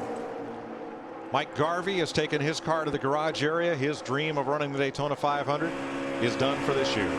In fact, Mark Martin has 4 Toyotas lined up behind him. Kyle Busch, Denny Hamlin, David Rudiman, and Brian Vickers.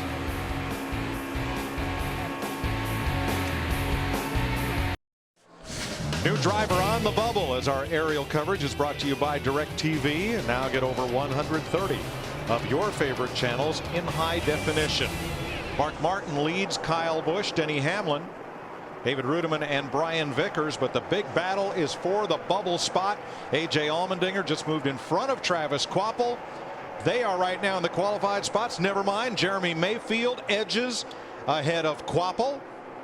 And there is the battle to see who makes the Daytona 500. Mayfield 41 underneath Allmendinger. Kvapil in the 28. Regan Smith the 78. Tell you what, there's 2 or 3 of those cars in there that are evil. They are all over the place, but they're not lifting. There's Mike Wallace. Now he has dropped back behind Regan Smith. Yeah, 19th overall and 5th in the go or go home group. He's lost the draft. He's a lonely man right now. He's going to have some kind of little caution here to get him caught up. Norm Benning has gone a lap down. Scott Speed 2 laps down. And in the garage, Mike Garvey, Jeffrey Bodine, and Boris Said. Jeremy Mayfield in the 41 car goes to the bottom behind Montoya. But there you see Allmendinger just in front of Kvapil in the 28 and Regan Smith in that 78. This is a battle for the position in the Daytona 500, and as Mike and Darrell's pointed out, pays $250,000 to start that race on Sunday. And you think about Jeremy Mayfield. I mean, he set out most of last year, and he hadn't even been in a race car. Puts his team together, and here he is again, another one of those independent guys that shows up down here with just enough equipment and money to try to get into this race. Could be a big day for him. Has Tony Furr over there wrenching on the car. Tony, a longtime crew chief at Hendrick Motorsports, won some races there with Jerry Nadeau and other drivers. Kvapil coming back on the inside. Now he and Smith in the 78 have to mind their P's and Q's because they're in the race on speed. If they can be the 2 transfer spots, they'll advance their position in the starting lineup, but they are locked in.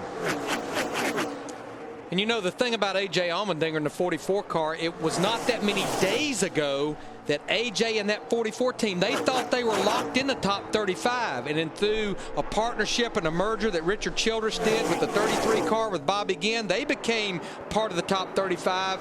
The 44 car, which is basically the 10 car from last year, out of the top 35. There's 2 teammates working together. Kevin Harvick in the 29. Jeff Burton in the 31. They're bumping themselves right back toward the front. Yeah, they're in 10th and 11th place, but their lap times are about 3/4 of a second behind what the leaders are running right now. I think we may check it this time by, Mike, because they are catching up with Bobby Labonte here in the 96 car. That's going to pull that whole group back up there, I believe. You're right, Darrell. Right now they're running right on pace with the leaders. Yeah, they're only about 2 seconds behind leader Mark Martin. Right, they fell back a little bit, but I think they're starting to feel the effects of the draft. They'll be right back in this thing here in another lap or 2.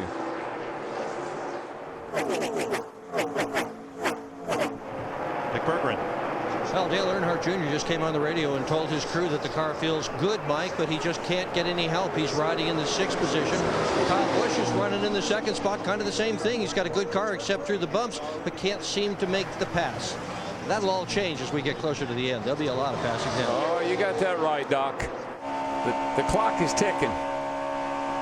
Riding with Carl Edwards here in the 99 car. Right now, he's the top running Ford in the 8th position with Bobby Labonte in the 96 right behind him. And back in the battle for the transfer spots. Things have calmed down for a while. That group is also single file, trying to run down the leaders. This is when you got to run kind of single file because the handling of the car has gone away quite a bit from the tires giving up, and so you need the whole racetrack to be able to get around the racetrack, let alone race with somebody. And we have 23 laps to go. We've only had the 1 caution on lap 14.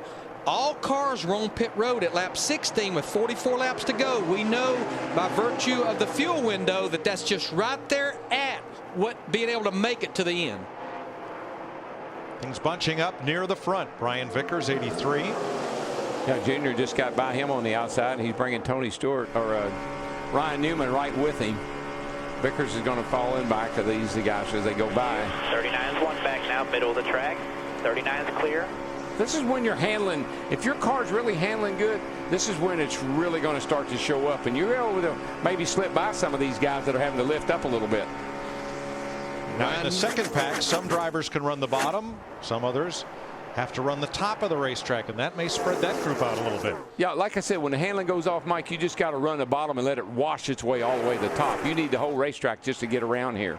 Now Dale Earnhardt Jr., the 88 car, went to the high side. He's going to pull Ryan Newman in that 39 car with him. What an eventful day for Ryan Newman. Had to go to the rear of the field because of an engine change. He had a tire problem on lap 13. There you go. Helps all with you. While he was on pit road, the caution came out, so he ended up in the top 10. Now he's working on getting to the top 5. Now you see what happened there as the 88 and the 39 started working the high side. 18 Busch and his teammate Denny Hamlin, they saw him coming and they started to move up, but then the outside line lost a little momentum, so they see that might work here in a lap or 2. Junior's working that high side really, really well right now. When they come to the line, 20 laps to go.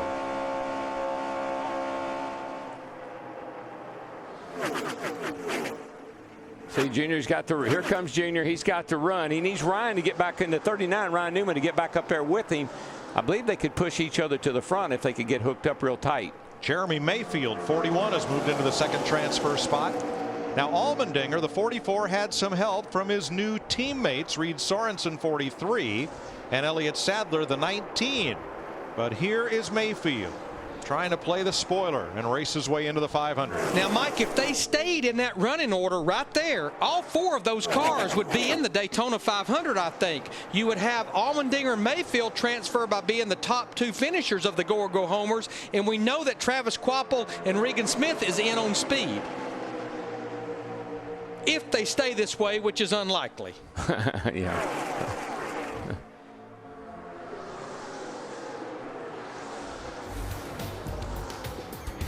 Mark Martin, your leader. Kyle Busch, Denny Hamlin, Dale Jr., Ryan Newman. One of the favorites pits under green in the Gatorade Duel at Daytona, brought to you by Gatorade. The heart, hustle, and soul of the game. That's G. By Bank of America, the official bank of NASCAR, where you can get a choice of NASCAR drivers on your check cards and credit cards.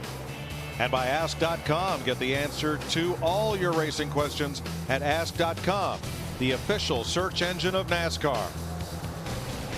Dale Earnhardt Jr. felt he had a tire problem, and he has made a pit stop under green. And he's going to be a lonely man because he's not going to beat the lead pack back out. He's going to try to blend in behind them and be the first car one lap down. But the free pass to get back on the lead lap will only be available for 5 more laps, because with 10 or less laps to go, it's no longer available. And not only that, Larry, but he had a right front tire problem. We got is that Mark Martin? Mark Martin's. Right front. Right front. And Brian Vickers in the 83 car, who was running up in the top 5. Now, those teams said they were good to go on fuel. Yeah, and I think he got a right front problem on the 5 car, too, sounded like. Yeah, I think these are all coming to pit road because of tire issues. 4,200. That leaves Denny Hamlin and Kyle Busch out front of Ryan Newman, David Rudiman, and Carl Edwards. See, these guys obviously saw something after the first 150-mile race. Go, Dick. Well, Dale Earnhardt Jr. definitely had a right front blistering problem. Much of the tread was gone from that tire. And right now, Mark Martin has pitted. We're going to try to get a look at his right front. And it looks a little bit of a blister, but not a huge problem. Don't want to put that car at risk that is scheduled to start on the outside pole on Sunday. Not only did the 88 have a tire problem, look at that. Again, it looks like a lamination problem. That's where the tread of the tire is not, it's coming undone from the casing of the tire. It's kind of what it looks like. But then Dale Jr. slid through his pit again. And so added insult to injury on that one. He was locking up the front, said he didn't feel like he had enough rear brake in the car. Now, it looks like Mark Martin and Brian Vickers. Oh, Ryan Newman hard to the outside wall. Tell me when you're done here, but that will bring the caution out. hey, I'm still going for a ride.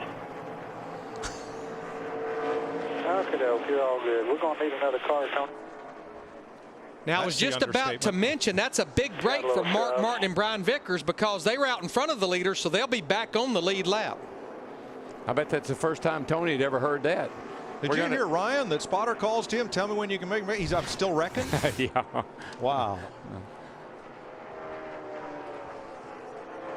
Slow car just in front of Newman. That's the 57. Norm Benning. Oh, it looks like the 00. David Rudiman just gets into the back of him. Ryan dropped down to the inside to get around 57 of Norm Benning, and looked like David Rudiman and 00 got into him.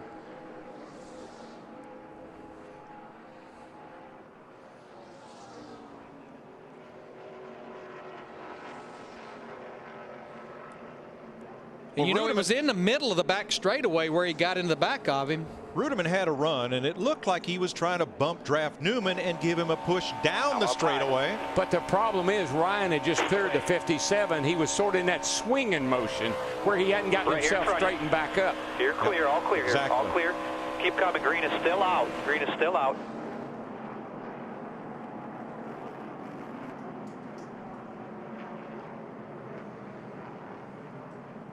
Wow, that's a hard lick. Boy, it really is. It's so unexpected. And of course, Norm Benning, normally slow cars are told to move to the inside. I guess they came up on him so fast, got him trapped out there, and he couldn't do it. At least he held his line. Ryan is okay, and I believe that was a hit into the concrete, not the safer barrier. Yep, I believe he hit the concrete in the back straightaway. I'm not real sure if that's the way yeah. What's up, dude? Yeah, David Rudiman. Darrell, I think you nailed it right on the head. You know, David was trying to bump draft him, but he didn't wait until Newman had his car straightened out from making the pass. Exactly. As anticipated, pit road will be a busy place for the leaders here with about 12 laps to go. I'll tell you who won't be coming in. I bet Mark Martin won't be coming in, and that's going to play right into his hands. Steve. No adjustments for David Rudiman in the 00. He says the car is good. 4 tires for the 00. He came to pit road trying to hold his position. Meanwhile, the 44 car, he's been complaining of being loose the entire race, Matt. The 28 at Quapo, they've already made an adjustment on his car. The 41 is already away. No changes for Mayfield. Dick. Denny Hamlin's car was questionable on fuel. They weren't sure that they were going to have enough to go all the way to the end. So that caution was fortunate for the crew. And Bobby Labonte's car bogged down leaving pit road. He had a good stop, but the car wouldn't get a jump coming out of the pit road. And you see that his number 96 has lost 4 spots.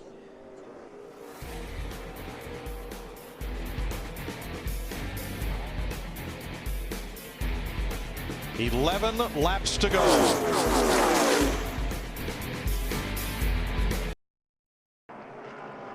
"10 laps to go in this one.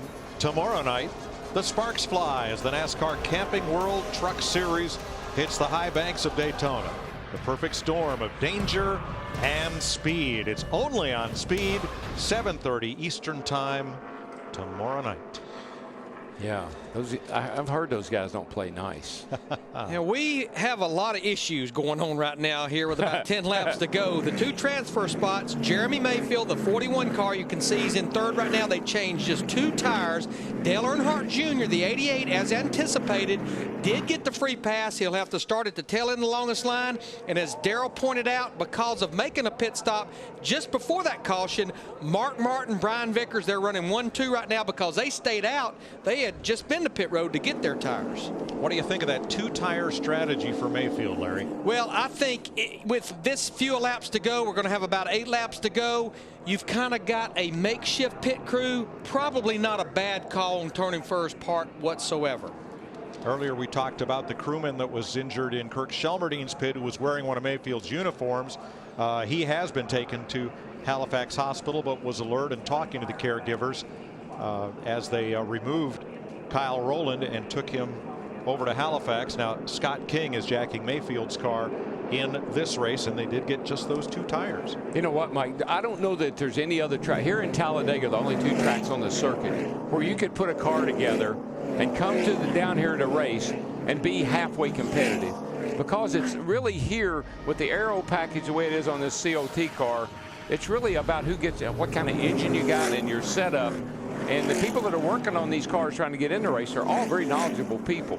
Now you go to California and you got to rely on handling and horsepower and aerodynamics and everything. It's a little tougher. Well, Mayfield will be a great feel-good story for tomorrow's newspaper. As I pointed out earlier, everyone who's working on his car was laid off from another race team during all the mergers, contractions, and sponsor losses in the sport. As the economy's been hit hard, racing lost a net 1,000 racing-related jobs in Iredell and Cabarrus counties of North Carolina, over the last 6 months. And a number of those folks have banded together. They brought cars down here like Joe Nemechek's and Jeremy Mayfield's, and here's Mayfield in a position to get in the 500. They're working out of shops again. They're not working out of factories like some of these guys have been doing for a while. These guys are working out of race shops. So Mayfield and Allmendinger in the transfer spots. Mike Wallace on the outside looking in. Here we go. Mike restarts back in the 13th position in that 71 car. 8 laps to go. Well, tires are the great equalizer, and so your car might be pretty good for 8 or 10 laps here on 4 fresh tires. Yeah, we're all equal, but some are more equal than others. The ones with 4 tires, that is. Yeah, I'm sure they would have loved to have put 4 tires on Jeremy Mayfield. We've talked about how you can just maneuver the race car, but I think the best thing they could do is keep that car as close to the front of the pack as possible. Now here comes Kyle Busch in that 18 car, dragging his teammate Denny Hamlin on the outside. Kyle Busch has not led this race yet. I think he and Hamlin have got a plan. I think they saw with Dale Jr. and Ryan Newman just before that started having tire problems that outside might pay off for them. Ryan Newman checked at the infield care center and released. He is okay. But in order to make that pass work, you got to have the guy behind you up with you. You can't drag him. You can't wait for him to catch up. You got to be able to go together. Mayfield and Allmendinger. Allmendinger on the bubble. Mike Wallace 1 away. Steve? Mike, with Ryan Newman. Ryan, hard contact with the wall. Yeah, I guess wrong place at the wrong time. U.S. Army Chevrolet was good. We were making our way to the front, taking our time. I was patient the whole race, and Rudiman's a good name for him because he'll root a man right out of the way and bounce me right up into the wall, and that was the end of our day. Glad draw right. Thank you. And we saw A.J. Allmendinger in the 44 car. Again, he is in a transfer spot, getting a little help from his teammate, Elliott Sadler, in the 19. Down the back straightaway, Elliott locked into the Daytona 500. Well, as strong as that 5 car, Mark Martins, is, it's going to take the 18 and the 11, the 2 teammates, and maybe even Vickers there to get hooked up to get around him, because Mark has got a stout piece. And the best news for Allmendinger's 44 is you see behind him there are 4 cars Just that keep are him in the mirror. That are in the race. Back there. You into 41 still. Before Regan Smith, who would be the next driver to challenge for that transfer spot. So Allmendinger is riding in a great spot right now with 5.5 to go. And the car on the move is Dale Earnhardt Jr. He has moved up to the 13th position. Remember, he had to start at the tail end of the longest line because he got the free pass back on the lead lap. That last caution. 5 to go. 5 to go.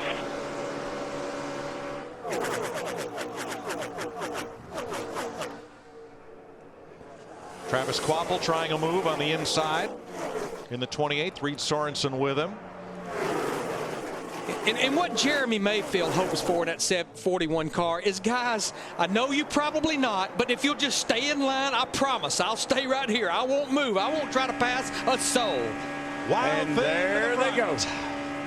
Like I said, he had to get hooked up, bumper to bumper, push me, help me. That's the only way they're going to get around that 5 car.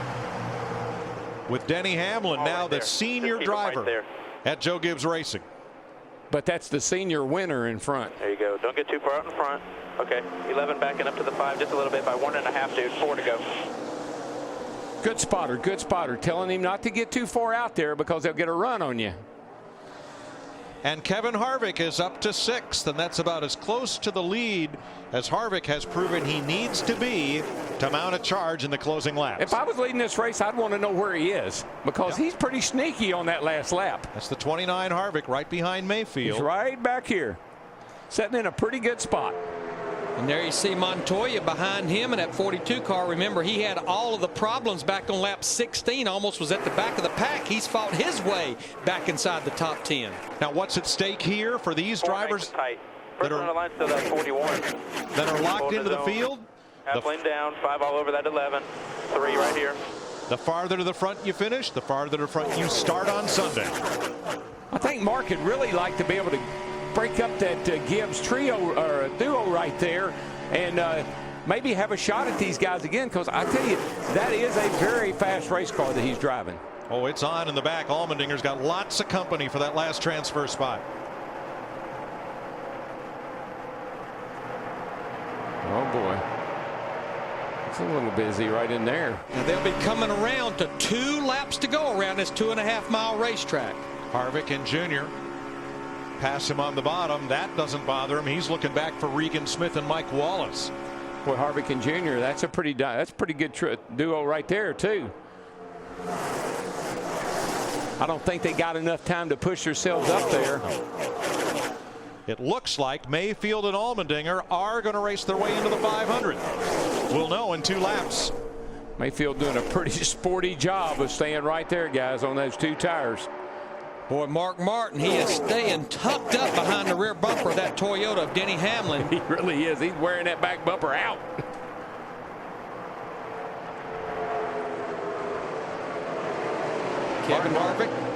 Mark Martin has never won a Gatorade Duel. Second in 92, his best finish. He's in the 5. Boy, Denny Hamlin almost opened that bottom of that racetrack up for Mark Martin, but he shut the door on him. White flag, 1 to go. Yeah, I tell you what Hamlin better do. He better stay right behind that 18 car or he will get passed. And I really think Hamlin thinks that Mark Martin might be willing to go with him. I don't know that I'd do that to my teammate, but he might. Harvick has faded all the way to the back and out of the picture. Look how Mark falls off just a little bit, about 4 car lengths. Here he comes. Got to run down on the inside, looking under Hamlin. If he gets by Hamlin, look out. Look out, Kyle Busch. And there goes Vickers. They touch down the back straightaway. Vickers is going to give Mark Martin a push down the back straightaway. Look out, 18. Here they come, just like we've seen a time and time again. Martin looking high. Busch comes up to block. It's Vickers. Got to block him. Vickers on the bottom. Who's going to win the drag race? Back to the start-finish line. I don't think they can beat him. Here comes Kyle Busch in the 18. Busch and Mark Martin. But Jeremy Mayfield, unofficially A.J. Allmendinger, will qualify for the 51st running of the Daytona 500. And another really good effort on the chart of these guys that had to get in. The 41 car, good job for Kyle Busch and his crew. And I'm really impressed with Mark Martin. Well, the owner of this car better give the driver a raise. Of course, Jeremy owns it himself, but what a day for Jerry Mayfield and A.J. Allmendinger. They're congratulating each other. The Daytona 500.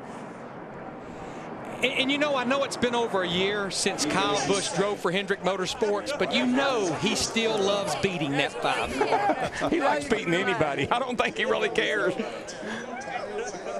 I was a little bit worried about Denny Hamlin. Denny looked like he would have been willing to work with Mark to get by Kyle, but Mark Martin made the pass and split them up like I thought he was going to try to. Hey, Darrell, want to see it again? Oh, please. Let's pick him up in the back straightaway. There's the difference right there. And you see that bump that Brian Vickers gave Mark Martin? Yep. That propelled him right up alongside of him. And if Kyle Busch right here hadn't slid up in front of Mark Martin, Mark could have easily have won that race. He put the block on the 5 and then got the run off turn 4. And Brian Vickers just couldn't do anything on the bottom. And there's not a lot of guys that I would slide up in front of out there on the last lap coming to the checkered flag. Mark Martin might be one of them. He's a gentleman. I was a little surprised that Vickers, when he dove to the bottom, you know, one of those Ron Bouchard kind of moves like Talladega, that he stalled out and couldn't get up next to Kyle Busch. You know what happens to you? All of a sudden you realize, hey, that's a Toyota that's leading this race. That's a Chevrolet trying to pass him. I'm in a Toyota. I might ought to try to stay with the 18. Spoiler check. I'm really happy for Allmendinger. Kid is just doing a whale of a job. I tell you, the latter part of last year, when he went over to Abraham Motorsports and started driving those cars, he has turned that group around single-handedly. He is a talent. It's just taken him a while to find his footing in these big, heavy stock cars compared to the open wheel cars he had been racing. And honestly, when he was driving for Red Bull Racing, I thought he was really finding himself, and then, of course, was released and picked up over at Gillette Evernham. So 9th and 10th place, the race-in spots. Everyone else above was already in the Daytona 500. Nice job by Bobby Labonte, Juan Pablo Montoya. Great comeback by Dale Jr. to come from a lap down and get back to 7th place. Tells me he's got a pretty good car, too. So this means the cars that will make the Daytona 500 on speed will be Bill Elliott, Travis Kvapil, and Regan Smith. Terry Labonte will take the champions provisional. And that means the drivers like Joe Nemechek, Boris Said, and on back will be disappointed. Matt. A big hug from Tony first. Crew chief, his wife Shayna. You've had a lot of great moments. Where does this one rank in your racing resume? This one is huge, Jeremy. Man, it is. I tell you, I just can't say enough about all sport. Everybody came on with us, and just can't believe it. You know, 23 days ago, we didn't even have a race team or nothing. Walked in the shop, and 2 hours later, we bought a bunch of cars and went racing. And but we were in it for a long haul, and I said I would never do this if I couldn't do it for a long haul. And I just really proud of all my guys. Tony, man, everybody involved. Bobby, I mean, just I can go on and on and on. Just mainly all sport, man. They took a chance with us and sponsored a car and team that, you know, shouldn't even be here right now. So, I mean, well, thank them, Gary Smith and everybody. Just an emotional day for me, and just that's why I wanted to come back. Pretty awesome. All right, thank you, Jeremy. Dick? Well, Kyle Busch has parked the car in victory lane. He's getting ready to get out, and he's in a hurry to do just that. What an exciting finish. They were coming at you from the bottom. They were coming at you from the top. And your spotter, Jeff Dickerson, how important was he in this win? Yeah, he won the race. You know, it was awesome with Jeff having him on the radio. Always is. You know, he just I saw him mark in the mirror there through 3 and 4, kind of going high. I wanted to kind of work my way up there. I just didn't want to jump in front of him in case he was already on my quarter. But then Brian was down low. So Jeff drives this thing. I just make all the moves, you know. So it was a great race, though. Just give a special thanks to the fans for coming out today. You know, gave them a little wave by, so that was cool. Thank M&M's and, of course, Interstate Batteries and Sprint, all the people there, and everybody that makes it possible for us to come out here and have some fun. You were struggling with the car in practice with the bumps. Did you get it fixed? Well, we made gains on it. I mean, the thing is fast, and last year it was really fast. It just rides rough and looks terrible on TV. We've been watching it compared to other cars, and everybody else is like, it's pretty smooth and it drives okay. But this thing's fast. It likes to be bouncy, and it does what it does that way. So I guess we just ought to leave it. And they needed a good guy to hang on to it. Congratulations, Steve Burns. Thank you, Dick, with A.J. Allmendinger. And A.J., you said it before the race. I just got to get in. A lot of emotion on top of your pit box. How about for you? Yeah, I mean, it's I had to put the sunglasses on so I didn't show myself crying. I hate when I do that, but you're still a tough guy. It means so much to the whole Richard Petty organization. I mean, Valvoline Dodge wasn't what we wanted. We were struggling, and I honestly got to thank my teammates and Elliott and Reed and Stanley and McDonald's for kind of halfway ruining their races to come back to save me. We were struggling really bad, and thank the 9 guys, Budweiser team. They pitted my car today, so it's obviously just a whole team effort. So I'm just so proud of these 44 guys and everybody in the organization, because they worked hard to get this ready. We weren't prepared to come here and have to make the show, and it just means so much. I mean, this is such a tough race to make, and just happy to do what Valvoline set out to and be in the 500. Well, you're in. Congratulations. A lot of emotion down here, Mike. Boy, some great feel-good stories going into the Daytona 500. And what a race up front. Both race 1 and 2, Jeff Gordon, Kyle Busch in victory lane. Wow, let's get ready for Sunday. You know what? I'm glad I'm up here and not down there this year. But I got to tell you, tears of joy and sighs of relief. That's what this race is really all about. And today, it was emulated it more than any time I've been here in many, many years. And I think Jeremy Mayfield summed it up. When you look at his race team, when you look at Tommy Baldwin and Scott Riggs, those were not even race teams a month ago, but yet the way NASCAR is structured, they were able to come here and have an opportunity to start the Great American Race on Sunday. And remember, those were only 150 milers a day. We got 500 miles on Sunday. Exactly. Yes, there have been layoffs. Yes, there have been teams that have closed down or contracted or merged, but the glass is not half empty. It's 3/4 full of challenge and opportunity, and fellows like Tommy Baldwin and Jeremy Mayfield rose to the occasion. Great stories. It really is. And somewhere in some of those teams there's somebody saying, why did we sell him that car? That's right. All right, more to come from Daytona as we wrap up the Gatorade Duel that sets the field for Sunday's Great American Race.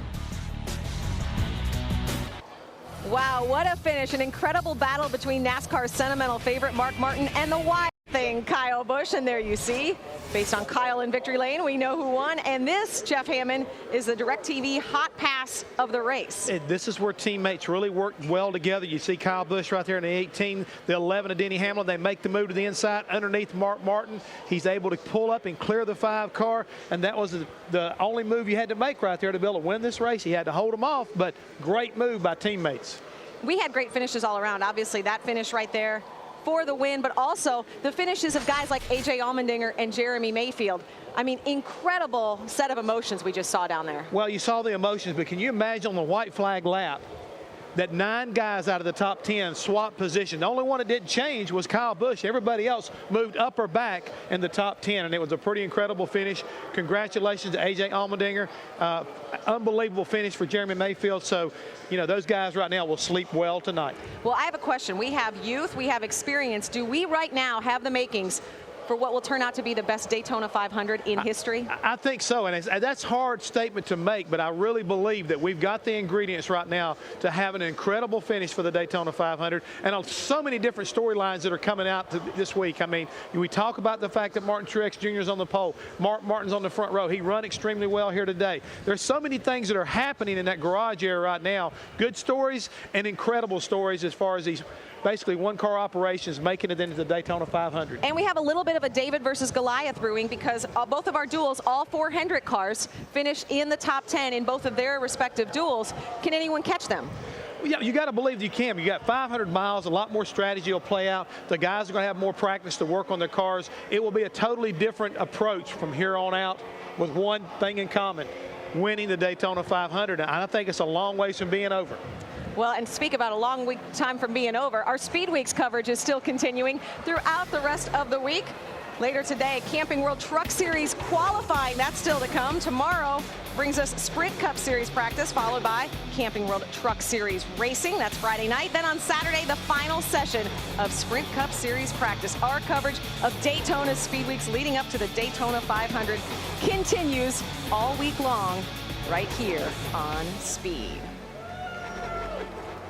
And of course, coming up next, right after we're finished here, wrapping you up from the duels and getting you set for the Daytona 500, Victory Lane, a special edition of Victory Lane coming up next right here on Speed. And a very happy Kyle Busch and team rolling out of Victory Lane, Jeff. It's a great way to start the basically 2009 season off. We talk about all the things that are happening here this weekend. There again, let's not forget, Jeff Gordon's able to get back to Victory Lane. It may only be like a preliminary race, but that's what kind of motivation and what kind of momentum you want to carry into the Daytona 500. That's right. Kyle Busch, Jeff Gordon are big winners, as is guys like Jeremy Mayfield, AJ Allmendinger, Scott Riggs, and Regan Smith. The Daytona 500, so many questions. We will answer them on Fox on Sunday. See you then. And until then, thanks for watching the Gatorade Duel on Speed.